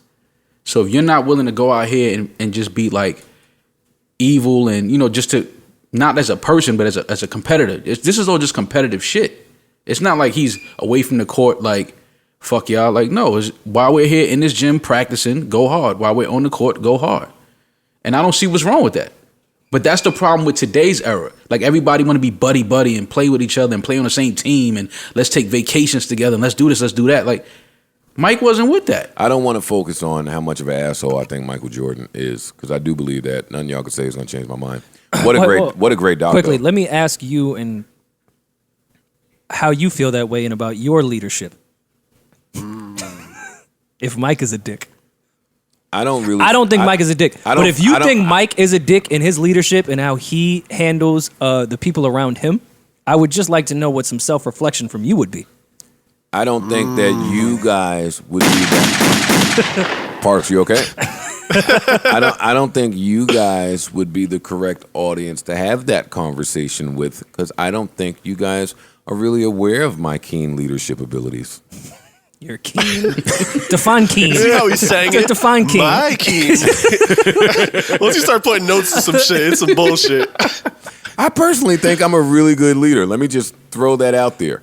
No. I come to y'all. See, this is the dancing. Donald You're Trump dancing. But let me tell the dancing with difference me. to Maul. You're dancing. Hold up. I come to y'all and try to discuss like really important decisions that have to be made. What the fuck out of? Oh, it's cheap. And there's another one. I come to y'all with the really important is- decisions. this is insane, by That the need way. to be. What is insane? It's a burger. You're podcasting. Well, when you guys start talking about something, I'm gonna take a bite to eat. When we start talking about stuff. Wait, hey, oh yeah, tomorrow. Got it. He's off today. I forgot. Kareem, thank you, bro. Don't try to say thank you now that we're questioning your leadership. I didn't know y'all were questioning my leadership. Look, No, we're not. You were dancing. I asked you. I think I answered. I think my leadership is great. I don't think Mike is a dick. But if we're comparing how people deal with the people around them, I've never punched you in the face. He I've didn't never- He didn't punch anybody. Yes, he did. Who he punched? Steve Kerr. It was a love tap. Yeah, Steve be talking crazy. Yeah. And that was my point last week to Maul. Yo, if I just get up and punch you in the face, are you going to think I'm competitive? Or By the way, I really want to win? I want to make this clear. I'm not comparing you to Michael Jordan. I am just, because I know how your narcissistic brain thinks. I'm just thinking, if you think Mike is a dick, what do you think you are? That's my question that you're dancing about. Mike ain't a dick, man. People took that whole he punched one of his teammates and blew it out of proportion. I don't even know what y'all talking about. If one of the greatest competitors ever is cursing at their teammates, I'm not gonna say, oh, he's a dickhead. What does that mean? Like people get punched in their face. It happens. He's competitive. He wants them to win. Like, listen, do y'all want to play hard? Because they were all none. When you look at the rosters Mike had, he didn't have a bunch of superstars with him. Well, so he had to pull out the best far. in each each play. He had to give them that confidence. Like, you're better than this. You can play. You can compete on a high level. Like, act like it. Mike's teams were wild. I thought it was a real good doc. Before we talk about it anymore, I thought it was the first two. I think the next 8 will be great. No, I think the next 8 are going to be the ones. I think this was the introduction for the people to know Mike's background. We haven't gotten to the shits, in my opinion. We started with the traveling cocaine circus. That Mike was I didn't saying. know Hell of a warm up. I didn't know that. Yes, you did. No, I didn't. How would I have known that? You know all. Yeah, that was a known thing. Come That on, was son. out years ago. They was all doing the booger sugar. I didn't know that the Bulls team before Mike got there was looked at like the traveling cocaine circus. I never knew that. Yeah, I think the these NBA two was. episodes didn't reveal much to me that I didn't already know. I think as it goes on, I do like where they're going with making sure that Scotty is highlighted through all of this, though. I like that. I did too. Because for years, for whatever reason, Scottie Pippen never got the respect he deserved and the notoriety that he deserved. So I do like that. That Mike is making sure that Scotty is highlighted in this. I like that a lot. Is Mike making sure? Is he like a producer on this? I think anything Mike touches or he's a part of, he would definitely have a lot of control over it. Okay. That could be dangerous. Well, when you work your way into the position that Mike has, I mean, that's just what comes with it, especially when you're talking about telling my story or my career. Yeah. You know what I mean? Like, you would have to, like, make sure that I am aware of everything that's going out that's being told about my story. And even if Mike is not a producer on this, he clearly made sure every time he opened his mouth, I'm bigging up Pippen. Yeah. So yeah, and I like that. I saw a lot of people saying, "Oh, Mike was fucked up. Pippen only got this much money." I'm like, well, that's what I want to talk to y'all about. I think that's. But Pippen, he spoke on that. Pippen said he was like, "Yo, I was in a position where I didn't want to gamble on my career and end up getting hurt and not getting paid. I needed to make sure I could take care of everyone in my corner." Like, even the owner told him, like, "I don't think this is a smart idea for you to lock yourself in for this many years." Like.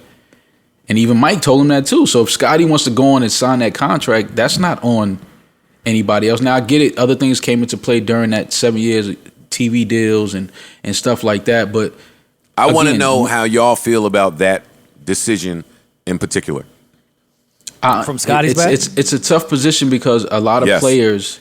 Because if you tell me that you understand it, then I'm gonna correlate that to some of your takes as it pertains to artists getting record deals, because we always talk about that here and we say, why would somebody do that? And we never really focus on some of the reasons why somebody would do that.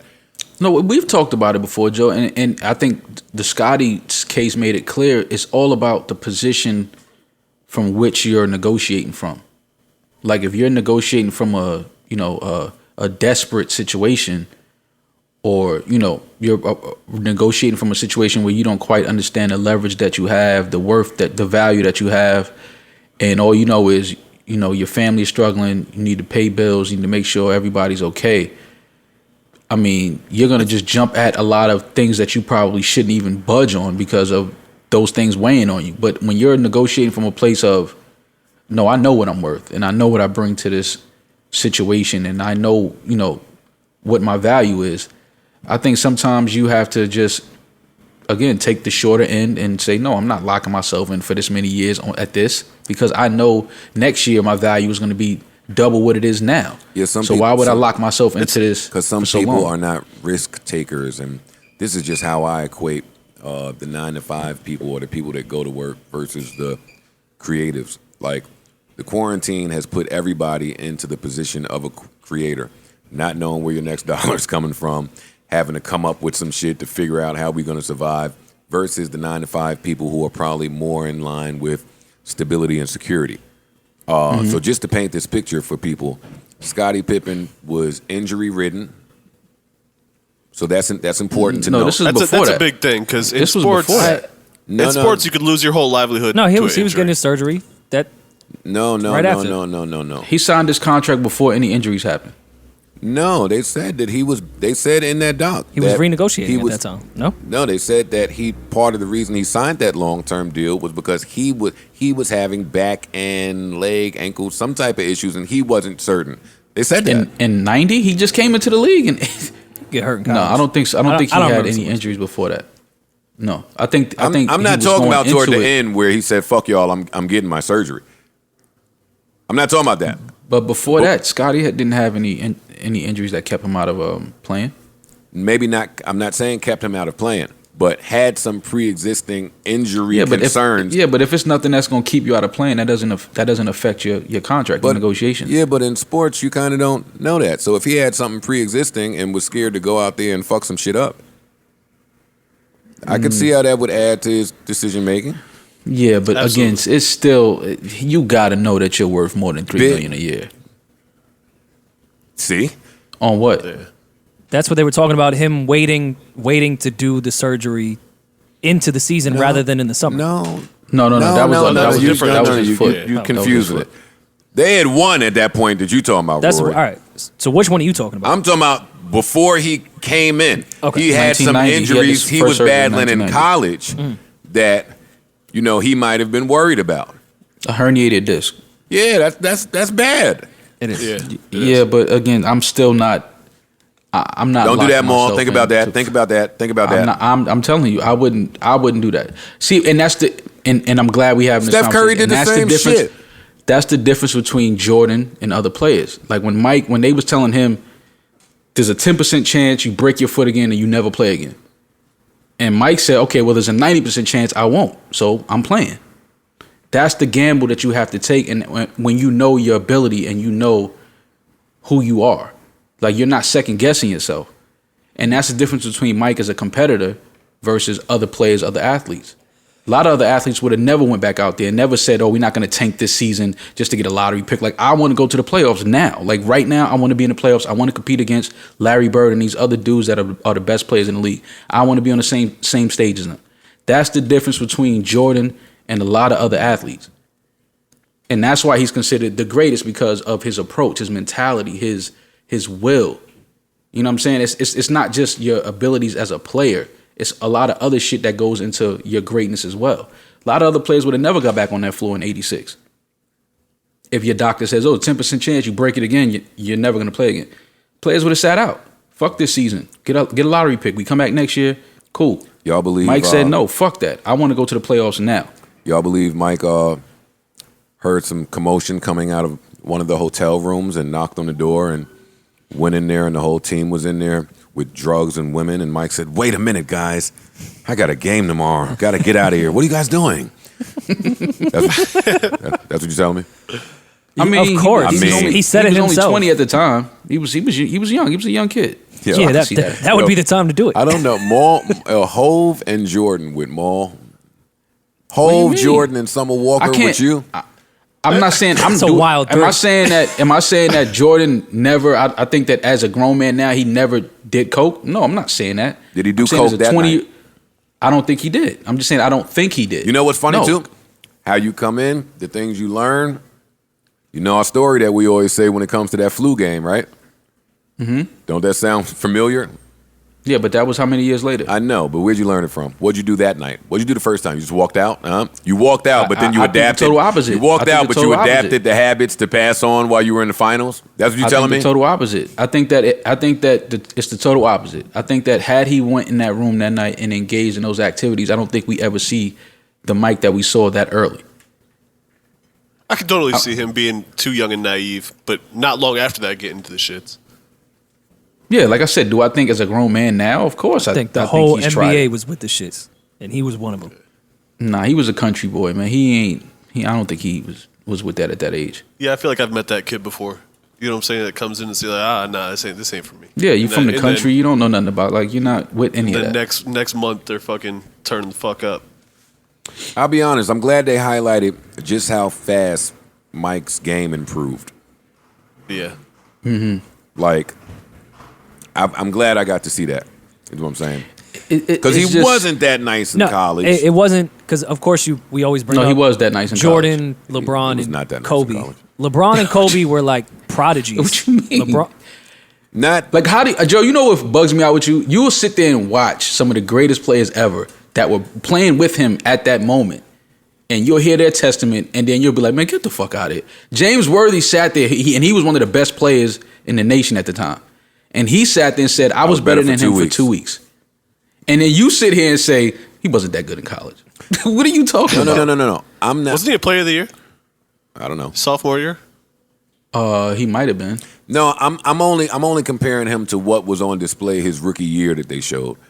That wasn't on display his final year of college, even with the game-winning shot. Like, and I'm glad they highlighted it. Like, he was doing His rookie year. yeah. That's what they. What do you know? What his numbers was his rookie year? Yeah, more. I'm only telling you what I thought from watching the documentary. I'm getting this from the documentary. This is not from Joe's brain. Why are you yelling saying, at me? Okay, so let me understand what you're saying. You're saying that you don't believe it even after watching the doc, or before the doc you didn't know he was that good. No. What are you talking about? I'm saying that he just wasn't a child prodigy the way some other athletes that we deem the greatest were. Like LeBron and Kobe were recruited since fucking middle school. Jordan didn't come in as the child prodigy that was like, going to change do you, the game. Do you know what Lou Alcindor did in college? I'm just saying that he wasn't. He wasn't that even Kenny Anderson. He wasn't that in college. Out of And high you- school. and you No. barking on me. Past that, you said rookie year. From what they showed me on the doc, his rookie year, by the fourth game, he was going crazy. The ball was in his hand 90% of the time. He was putting up the shots. He was doing mad shit. We didn't see that from him his final year of college. Like, why are you attacking me? He was consensus first team All American 83-84, which were his sophomore and junior years, I believe. I see what there's Yo, mad players are all American. Yeah, I don't like, mean that. I know what Joe is saying. No, mad players are not all American. Fan, wait.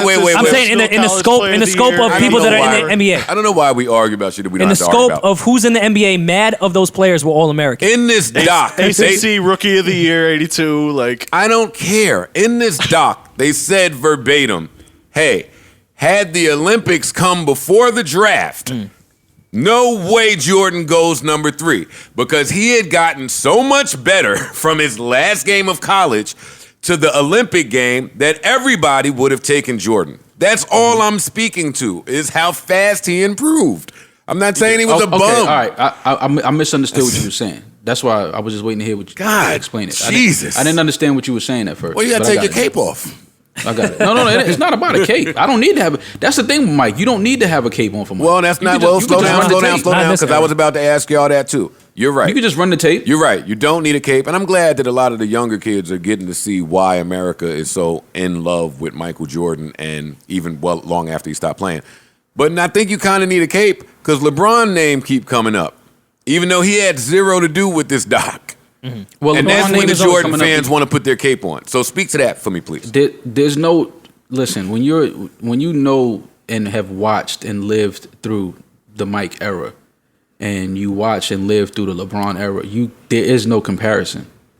Like I don't. So like and again, LeBron is a great basketball player.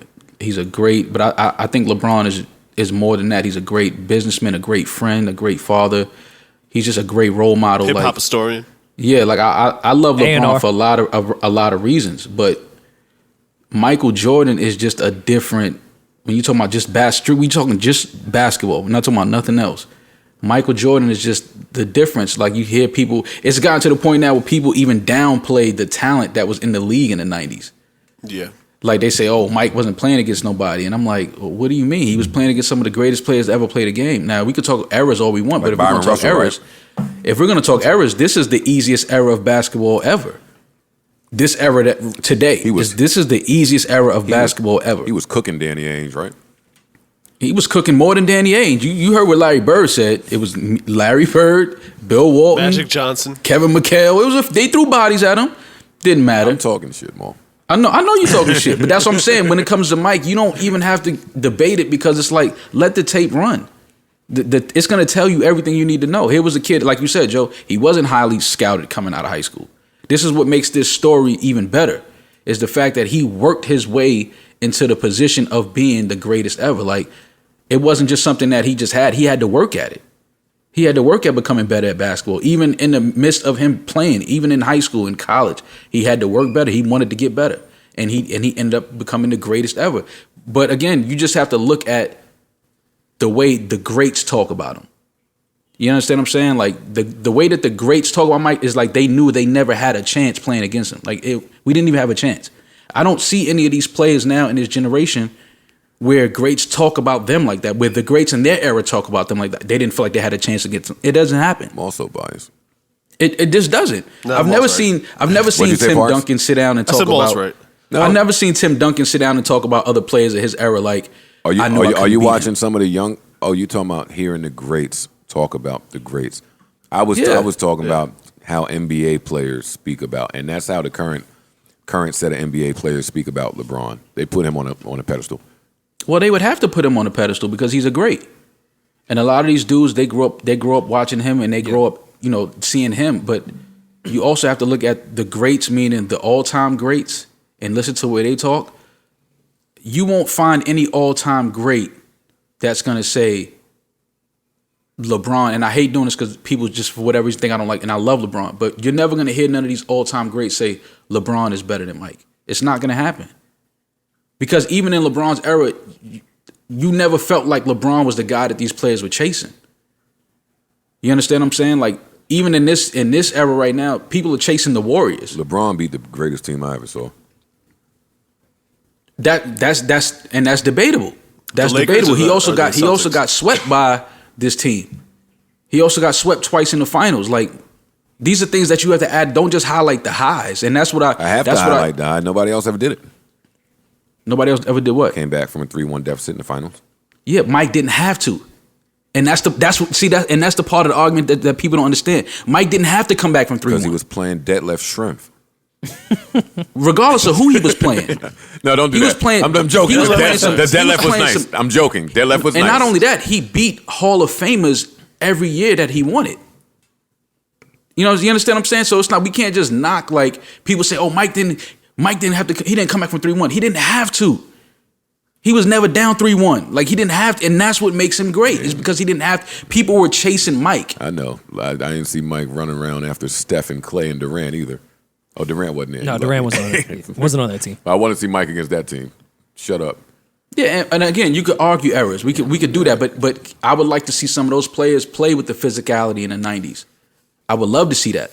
I would love to see that Warriors team try to stand out there and just shoot threes all night in the 90s. Against the Pistons. I would love to see it. Just let me see it, Joe, is all I'm saying. Up. Like, so that's why I don't even argue the error shit, because like I said, imagine if Michael Jordan had the green light like the players in today's era do. He did. He did not have the green light like the players in today's era did. He did not. He did not have the green light to come down as soon as he crossed half, just shoot it. He did not have that. Okay. The NBA, the games, the style of play wasn't even like that. So that's what I say. It's different eras we can argue that. LeBron, great player. But when you talk about Mike, other greats talk about, they don't even speak with the same tone. They don't even speak with the certainty that Mike spoke with. Like, Mike knew he was gonna win. You don't hear these players today speak with that type of certainty, like, I know I'm gonna win. You don't hear it. Even when the Warriors won all those games they won, they didn't speak with that certainty. They never spoke with it. I don't care. You've out-passioned me. I don't care about this. Bro, it just is what it is, man. And like I said, I was fortunate enough to see Mike and see LeBron. It's just a different. And I don't even. You don't care. There's some other names that you would have to put before LeBron too, but then they're gonna say I'm hating LeBron even more. And I don't hate LeBron. I love LeBron, great player. But there are other players like Kenny that Anderson? I would probably have to put before LeBron when you talk about being great. That's all I'm saying. Derek Coleman? No. We're not doing that. All right. We're not doing that. He was great. We got to talk about the Timbs. You got to talk about the I'm all Kobe's. gonna name him. I don't give a fuck. I'm just saying. if we gonna talk greats, let's talk greats. I'm not talking greats. All these dudes Okay. are great. I can't wait to watch the doc. Actually, Yeah. somebody said they just sent the whole doc to me, all 10 parts, to Yeah, my email. I just got that as well. Shout out to him. He's the man. Is it there? Yeah, well, it's a WeTransfer. I have 3 emails of I'm WeTransfers. transferring that. I'm Oh, yeah, transferring. you send it to me. I don't know who sent that, but send it to me. Hovain sent that. I- He told me shout him out. Oh, all right. Shout out to Hovain. Yeah, shout out to Hovain. Yeah, no, definitely. We'll send. Did you guys just see that the Bucks are trying to get Gronk? They got him. They got him. It's over. Yeah, it's done. Wow. the Buccaneers? Yeah. Yeah, wow. Gronkowski? yeah. Correct. Are the Oh, shit. Is Tom Brady on the Buccaneers? Yes, he is. Yes. Yes. Is OJ Howard on the Buccaneers still? Yes. Oh, 2 tight ends. Uh-oh. No, but they got receivers. That they Bucks team is holy Bucks shit. team's kind of stacked. Holy shit. Yeah, Gronk didn't want to come back and work out for Bill Belichick. No, It's too no, much no. work. I'm trying to party. Dog, I'm and trying to drink Coors slam- Lights. yeah, I'm trying to slam footballs and Steve Harvey Lego toys. I'm not fucking with Bill Belichick. That was one of the greatest shits ever. Oh, the draft is in a few days. It's on Thursday. Yeah. Hopefully the Giants locked in on this Isaiah Simmons kid. I'm only really highlighting this because Parks is a Dolphins fan, so that's important. It is you guys going back and forth. We're Dol- trying to work out a trade right now. Dolphins and and Giants. Are we really? No, No, you I'm guys, about to you guys say, are just no, you guys no, are early. no. No, there's talk. Don't swap. No, I don't want to swap to 5th. Get out of here. I mean, Oh, yeah, I would. I would if it's a good offer. Yeah, you would if it Swap comes with who? a 26 or something. Oh, yeah, 100%. 100%. now all that Jordan Doc did was just show me how bad I feel for athletes. Why you say that? Honestly, that whole Scottie Pippen thing of him not getting the surgery in the summertime, of him not trying to fuck up his summer and got killed for like, yo, what about the team? What about the love of the game? Only athletes and to some degree artists that I can make a comparison have to live in that world where they would compromise their money and their health for the love of the game or for some team morale that don't matter to their personal life. Imagine you Yeah, I feel- imagine you and your ad agency. Come on, man. Come on, take a pay cut. Even though you got a broke leg and can't make it to work, fuck that. Do it for the love of advertising. No, suck my fucking dick. Well, that's why I never Like- get mad like at that the team- players of this generation getting their money. I never get mad at them. I'm never, and especially when what's so fucked up about the mentality is in high school and college, yeah, that's what's driving you for the love of the game and all that shit. Meanwhile, even high schools are making money off you. Fuck even the college shit. Right. Right. So you're birthed into this mentality that you just have to focus on the team and winning. And I agree with that in high school because it is for the love of the game and it's fun and all that shit. Then you get into college when it's an actual business and you're still fed that mentality. Like you're less of a player if you focus on all the money that's being brought around you and brought in on your behalf and on your health. No, fuck Well, that's that. always like that's always the fuck GMs and that. the owners' stance that they, you should be out here, you should play, you should be passionate, you should be that. Y'all should also be compensated as well. That's my They thing. never put that word in there. Like, Listen, should I be love compensated just like- competitors. I love all that shit. But Yeah. it's only in fucking athletics where everything that fan or commentator that's sitting in that fucking seat would never compromise. You think Max Kellerman gives a fuck about ESPN if he's not getting his money on Friday? Yes. Why would you think otherwise, Rory? Like, and I'm not taking a shot at Max, but I just was sitting there when everyone was killing Scotty the next day on all the fucking reports. I'm like, fam, But why? none of y'all are showing up if you don't get your fucking money either. Don't why- tell him he's not a competitor or cares about basketball or cares about his teammates any more than you do your coworker or the employer that you have. Look at Maul and Rory doing the Jalen and Jacoby. I see y'all. No, it was disgusting. I feel bad for athletes from that regard. Because you're No, I don't. taught I mean- that through college that you only have to focus on, of course, winning, competing. The whole point is getting rings. I get that. Yeah, but it's no. not when you're an athlete. That's not the point. If you're a running back in the NFL and you can only make it to 28 years old. No, fuck the team. Why did Larsa Pippen jump in? Why did she chime in and say, "You guys, trust me, Scott got paid." is great." We know he's. Scott is awesome. Trust me, you Yeah, 'cause guys. we don't need draining his fucking account for the past how many years? We don't need a handout from you guys or sympathy. We're awesome. Yeah, I know. Nah. Yeah, it's weird. I know. Fuck I that. hear you. She was trying to Where? change her whole last name in the future. Yeah, yeah. We're fine. Twice. I know we're fine. Scotty was like, "Yo, come back." She's like, "Nah, I'm straight." She didn't want to give her summer up either. Yeah, no. No. This is not the place for it. But Did Scotty invent Hot Girl Summer? No, he didn't. This is not the place for it. But I got some good Larsa Pippen tea that I'm gonna keep to myself. You can keep it to Definitely yourself. the place for tea. Are you kidding me? Well, No, you can keep it. no, I'm gonna keep it. Not that we care about the Larsa Pippen tea. You're a I don't whole need it. Kardashian. Shut the fuck up talking to me. And I never speak about You them. are a Kardashian, though. I never speak about But them. you have to care about the tea if you're a Kardashian. I don't care about tea. I don't even think they care about tea. I just listen to Maul say I don't care about tea. It's funny. I don't care about tea. Damn, what else was there? What else was there? Something. Oh, Maul, should we walk back our Lil Wayne take? I've been getting hate mail all week. Yeah, as you should. Had to let you guys live. Yeah. I won't. I'll still stand out there. Oh, let's battle them. They've been killing me for having New York bias. So I want to be clear in letting the audience know that it's true. Should we mention Drake in this mixtape catalog too? So Far Gone and Comeback I'm Season? not doing that. I'm not doing that either. He's got one of the So Far greatest Gone mixtapes ever is made. easily one of the biggest career-changing mixtapes ever. I would argue that it would be the greatest mixtape of all time. I think you make that argument. Yeah, but You can absolutely make that an argument. yeah, but Comeback Season wasn't that highly regarded. There's a lot of Dilla beats on there, Joe. Comeback Season was good too, though. So Far Gone was obviously. I love Comeback Season. Comeback Season was a good mixtape. It was a great mixtape. Yeah.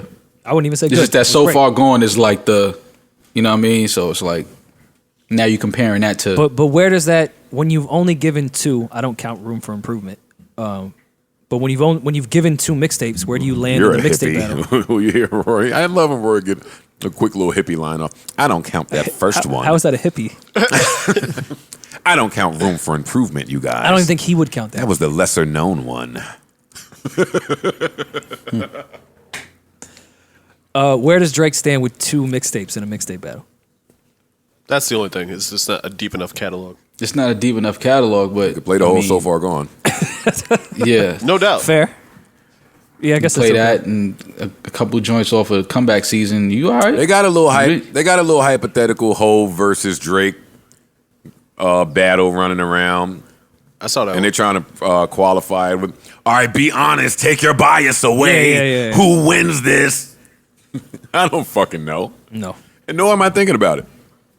Nor tough on the do I call. think that's Well- a good matchup. Yeah, I don't think so. Well, Drake obviously has more hit Smashes. records than Jay. But are we playing the Drake R&B ish? That's why I don't think rap it's a good R&B ish records, It's not or a- just straight rap records? I don't care. It's not a good matchup. Yeah, That's why. I don't care Yeah. enough about it. It's not driving me to the. I'm cool. What else is important? Walk back. Are we walking back to Tick? You're not walking back to Tick. Fab No, is not. Fab's not getting smoked by Wayne. Oh, I was in the middle of saying yes. I have New York bias. I'm from New York. I never understood that. As your when they say sweater you have New says. York. Am I supposed to have London bias? Like, Oh no, I wore this sweater purposely because there was too much Jordan mania going on. Yeah, had It to was simmer him way down. too much Jordan. Yeah, Doc, no, 'cause the- greatness. 'cause the Knicks definitely got he's the Jordan's man. yo, you know why Joe is whack though? Because I know soon as that LL drop came, game 2 in the Boston Garden, Joe was That in the shit crib was so going fire. crazy when that dropped. Because I know you. I They know killed the you. music on that shit. I know you. Like, don't do that. Don't do that. Don't act like killed that it. now on camera. Be like, yo, because I know you was in the crib when that LL dropped. You went crazy when he put that 63 up. Do you guys like how they did the non-chronological, but I sort loved of it. I chronological? love that. Oh, Yeah, how I think they it's dope, when they too. made a point about his childhood, then they jumped into the childhood. They was jumping all over the place. They're all over the place. Yeah, I like that. I was Yeah, cool with straight it. up. It's a great way to tell a story. Yeah. Yeah. Yo, is it too late? Is it too early? Is it too soon for Ozark spoilers? Because now I have finished the whole season. They killed my bitch, man. I'd prefer not to hear them. All right, but never mind. Did you not finish yet? No, I'm close though. But how do you like it overall, Joe? They killed my bitch. I mean, I love it, Wasn't feeling but I'm sad. I hate when they kill your bitches. I really liked her. For real, she kept some of the spice alive for me. I can't talk about it no more. I can't talk about it no more. But yeah, listen, if you blink, you'll miss it. Because I watched that finale. I fell asleep on it a few times because I was tired, and I just woke up to a bloody hug, and I was like, "Oh, how did we get here?" I had to watch it back. I've rewinded that shit mad times. All right, I'm not talking about it. Spoiler alert. Fine, we out of here. Ozark, got it. Phenomenal season though. I don't have anything else that I need to talk to these niggas about, to be honest with you. Savon, we missing anything? Hell no. We don't have to always do a 3-hour podcast. No, not at all. Not at all. Yeah. I started watching Bingeables. Oh, Division. The Division album is well, we said it on here last week a little bit. Division album is definitely better than the Party album, for sure. Oh, that was the take? Yeah. I agree. Yeah, I just didn't want to say it. I didn't want to be disrespectful and say it like as soon as it came out. Wanted to live with it for the weekend. All right. Okay. But yeah. I'm not sure if I agree, but I agree. Than the last Party I gotta album? live with it a little bit more. Wholeheartedly, I live agree. with it. Yeah, no, it's better than that album. I started the Plot Against America on HBO. Is that good? I've been thinking about that one. Yeah, it's good. It's good. Ed Burns and David Simon, who did The Wire, did this one, and it's about David Simon did this one. You just hate The Wire because you think Power is better. It's good. It's about if old boy lost the election. Why am I blanking on that president's name? Truman, was it? Maybe Truman.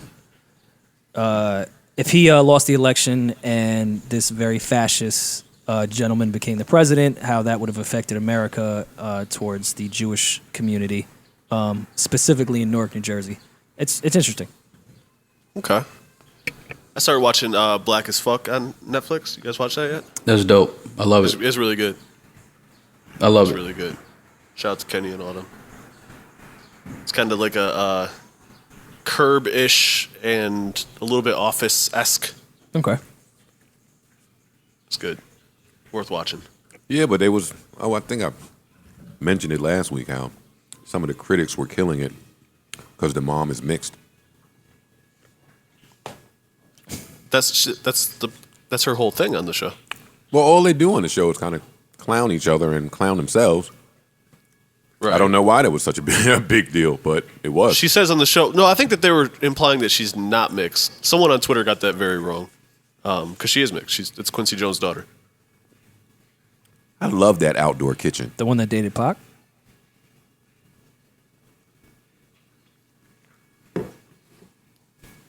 What's happening right now? I don't know. I don't know either. Rashida Jones is the girl. Gotcha. Oh, okay. Kidada Jones. Either way, check it out. How about that? All right. Yeah. Killing It's shit. a good show. Yeah, it's a really Enjoying good it show. over here. I don't have anything else I need. No, I'm cool. I'm done. Okay. You guys got anything else? I'm straight. How about the rest of you on the call? You want to sleep? You want to do sleep? Yeah, these guys are fucking. Maul, you got anything coming through tonight? What's up? Bruh, when I say quarantine, Oh, okay. you know what quarantine means? Yeah, jerk off on FaceTime. That's not what it means, Joe. I think that's what it Yeah, means. that's regular teen too. That's routine. That's routine. Yeah, that is routine. Joe ran from that solo smoke too. You think I forgot about that? I still got an Ab Soul and Joe record in the cut. I don't think he ever cut vocals to it though. Actually, Who, Joe? More. Yeah. Hell no, he didn't lay no verse to that. Damn, he ran from the smoke. He ran for a whole summer. He's still out of breath. I'm not. Look at him. I'm not. Wheezing in the back. I'm not. I'm in the front, not wheezing. Breathing is as fine as it's ever been. Joe and I did our Joe versus Banks battle on IG Live. How'd that go? It was good. We should have stuck to Who won? The fans. The fans won. the culture. It was The good. culture Though. won. Culture won. It was good. It was just too many records. I don't know. We went kind of long. Banks was in there, so that felt real good. Yeah, it was a good It was time. just cool to find something to do.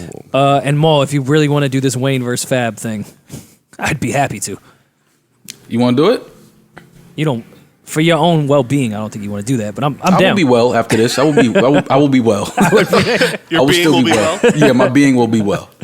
Yeah, I don't doubt it. I think you'll be I fine. want to fine make in the crib. my take clear because there seems to have been some confusion. From your exact words? I mean, maybe.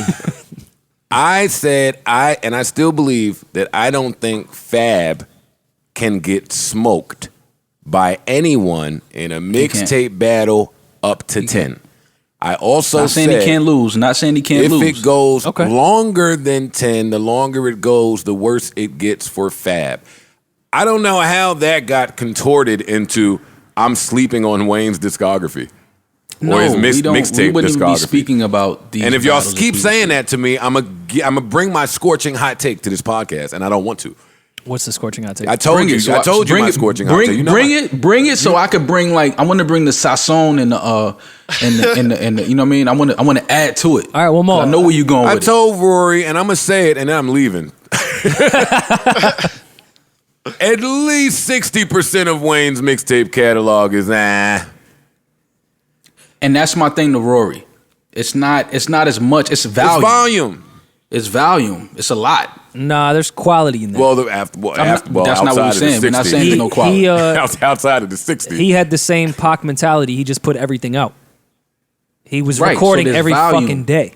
There's volume. There's definitely quality in the volume for sure. This is Wayne we talking about. But Yeah, I but think if that we're people- going by our versus battles, whether it be 10 or 20, you can talk about the 10,000 mixtape songs that Wayne has. I'm talking about the 20. and he definitely has more than 20 bangers for sure. But I think that people when you start talking about just his opponents, people get lost because they just figure Wayne has so much volume on the mixtape I'm speaking circuit. to the quality. And let me corner Rory into some shit he said. He also had me getting smoked by Banks and G Unit. And if our little battle proved anything, is Joe ain't getting smoked. No, you didn't get smoked. Yeah, I'm not getting smoked. You didn't get smoked. So Rory might And use a lot the of no, smoke a lot word of loosely. a lot of what I said there was just to bait you for fun. Oh, Because well, you're you my gotta man. tell me that. You're my man. No, I don't think But you Fab. stand I don't think by it. Fab is ever getting smoked in a mixtape battle. God no. He's not. I still keep my New York bias with Fab too. But we're talking about a different animal in the mixtape world. Don't get it twisted, Rory. Like it a will be different tough. animal is It Wayne. will be tough for me to like We could do play it. 20 joints. Let's do 15 to then. combat a Wayne 20 with Fab. Absolutely. Let's do 15. But I'm speaking more to the fact that people just feel like Fab doesn't have a chance. Is what I'm saying. That's what I don't like. I'm like, If y'all are going to Fabs. do this, I want to watch it. When do you want to do it? Um. We could do it the We could do day it tomorrow. the day this shit drop. Yeah, we'll do it tomorrow. Yeah. Yeah. So I can put a list together. All right. So Wow. we doing 15? See, Rory keep trying to get it to go a little longer. I don't like That's that. All right. You guys want to do 10? Who's you I- guys? I'm not. I did my battle. That's a fact. Joe Budden We can do versus 15. Banks. I'm out of 15. We this. could do 15. All right. 15. Wayne versus Fab. Oh damn it! No, Fab got do radio. 15. I'm including all radio freestyles. That's part of the mixtape era to me. We can do Rory's 15. trying to bait you. Rory's baiting you. Nah, listen, Joe. Listen, man. You know what I'm saying? I'm Mike in the fourth, man. Don't worry about that. Give me the ball and move, man. Oh, give me the ball and move. Give me the ball and move. We all right. Yo, what I will say, back to that Babyface Ted battle real quick. I really enjoyed the exchange between Toni Braxton and Tevin Campbell. Where Yeah, it was dope. Where Tony said, I got a chance to hear I'm Ready, before it was placed. And I wanted that record, and I was really excited when it finally came out. And then Tevin was like, yeah, I heard another sad love song, and I wanted that record. And now I kind of want to hear them do each other's records. Word, that'd be dope. Because I can hear I'm Ready from Tony. That's the I think that's the beauty in Babyface though, Joe. His he doesn't write the songs that he writes and the artists that he ends up giving these songs to. You can kind of hear them all singing these records at some point in their career because all of his music and his lyrics are kind of like you can hear a lot of the artists that he wrote for it because a lot of the music kind of sounds like it came from the same person. You could tell the same person wrote these words. May not have performed them, but the same person, it came from the same brain. And I'm Ready and Toni's record, you could definitely hear either one of them singing those songs. That's the other thing that brought me to Prince Rogers Nelson during the Babyface battle was that The great one, the purple one. yes, you fucking right. Was that Babyface was playing his Tevin records, and then Tevin was tweeting about the songs. What did he say? He said, "Can We Talk" was a song about stalking, but it works every time. Yeah, I thought that was funny. I don't know if he was trying to be funny. It really is a song about stalking. I know it is. But it was funny. That's been a joke. We've all made that joke. But that's the connection I made to Prince, because the story I'm dying to hear Tevin Campbell tell that he won't tell is how Prince wrote "Shh" for him, and then he did it, and then Prince hated it. He hated that commercial sappy shit that he did, and he took it back from him. yeah. If that is not I the can respect most that. Prince Yeah, you're not story, doing this no justice. Yeah, no. Oh my God. But I want to hear Tevin kind of talk about that. Like the difficulty of working with Prince. Kind of like we're going to hear about the difficulty of working with Michael Jordan in the next 8 parts of this doc. Difficult maybe. Worth it? Absolutely. Worth it. Fuck out of here. We would have never known who Bill Winnington was. I still don't know who Bill Winnington is. Exactly. Hove called me Bill Winnington? No, he didn't do that. Yo, you know what? Back, and I'm getting off of this and I'm leaving. I'm going home. Oh, I am home. Yo, back to that when You're slamming your laptop. I played We my got it. I played my whole freestyle against Rory in the Banks versus me battle. And boy, did the drop off in talent. The drop off in talent was vast after you, Kobe, maybe Tracy McGrady. Like, Well, well, you knew that was coming because he said matter of fact. and that's what I'm saying. When a nigga says The matter of fact, like he got to thinking some more. You know what? No, never Matter of mind. fact, he said, On second I thought, was like, yo, how did we get from Kobe Tracy to Harold Miner in these niggas? Like, this was Purvis Ellison. Yeah. No, it's kind of crazy. Thank y'all for listening. Again, I want to dedicate this episode to the essential workers. That's going to continue. It's not trendy for me. It's really important. Let me cock this back, man. Pause. Yeah, pause. Shout out to the essential workers. Shout out to everybody out Yes. there that's rocking with us while we rocking from home. Shout out to just humanity. How about that? Shout out to humanity. Yes. We need each other now more than ever. Hopefully you enjoyed this podcast. If not, I'll talk to you niggas on Saturday, man. You know the residents of fucking vibes. Atlanta, please be safe. Please be smart. Shout out to rational politicians too, actually. And Yeah. The ones that are not just doing whatever. Very you know. few. Yeah. and Shout out to my brother Hip Hop. Today's his birthday. hey, Yeah. Happy birthday, Hey. Yeah. That's all you got for him? So good. Yo, like that day. Man, that's family camaraderie. It's fucking. Hop don't like no It's attention, shining man. through. That's too much. Shouting him out is too much for him. Yeah. I can't believe we found out Maul's related to Cassius Clay today and never knew it. Can't believe Maul's wearing a wave cap and don't want waves, but it's fine. Yeah, man. Come on, Joe. How the braids going? You got some hang time happening back there? Whoa. Yeah, chill, Joe. You know what I'm saying, when it's ready to pop out, we gonna pop out. How about that? Wait, Ocean Prime, huh? You know what I'm You saying? hitting Ocean Prime with the hang time? Yeah, pull up. Dame Fine. Kind of rhymed. You know what I'm Yeah, saying? Well, yeah, You still got it, though. Yeah, You we still coming got it. back next week. Who want more bars to their verse, man? You keep trying to solicit. I can these no, y'all bars. not answering. Fuck. Niggas don't Nobody? want bars, Joe. It's time. Put your pen down, my nigga. Fuck. Put your pen down. Who want bars? Nobody wants All bars, right. my nigga. All right, forget it, man. All right, we'll be back on Saturday. Is there anything else happening during the week that's important that we need to know about? Save on. Hey! All right, man. Peace, light, and love. We'll be back.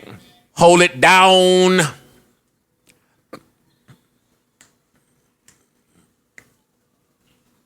Hey, how long is this shit? 3 hours? Probably. No, it's not. Oh, perfect. Yeah, that's not bad. Hey. Hey. Hey. Hey. Hey. Hey. Yeah. No? No, I'm with you. Just that shit right here. No, this the joint. All right, real quick before it goes off, give me the song you're playing when we're allowed to go outside. I don't want to be corny, man. I think I might give him a little Pop Smoke, man. You might have to. I might have to. Niggas saying they outside, man. While we outside, I think it'll have a different meaning now. What? That record's gonna go crazy. You gonna Pop Smoke as soon as you go outside? Rest in peace, Pop Smoke. I think so. Rest in peace. I'm gonna go Bill Withers. Lovely day. Rest in peace, Bill Withers. Lovely day. What if it's not a lovely day out? It's gonna be a lovely day. Anytime we can go back out and not worry about catching no fucking coronavirus. That is true. All right, we out. Hold it down. I hate the trackpad on this new laptop. I hate it. No Joe Biden.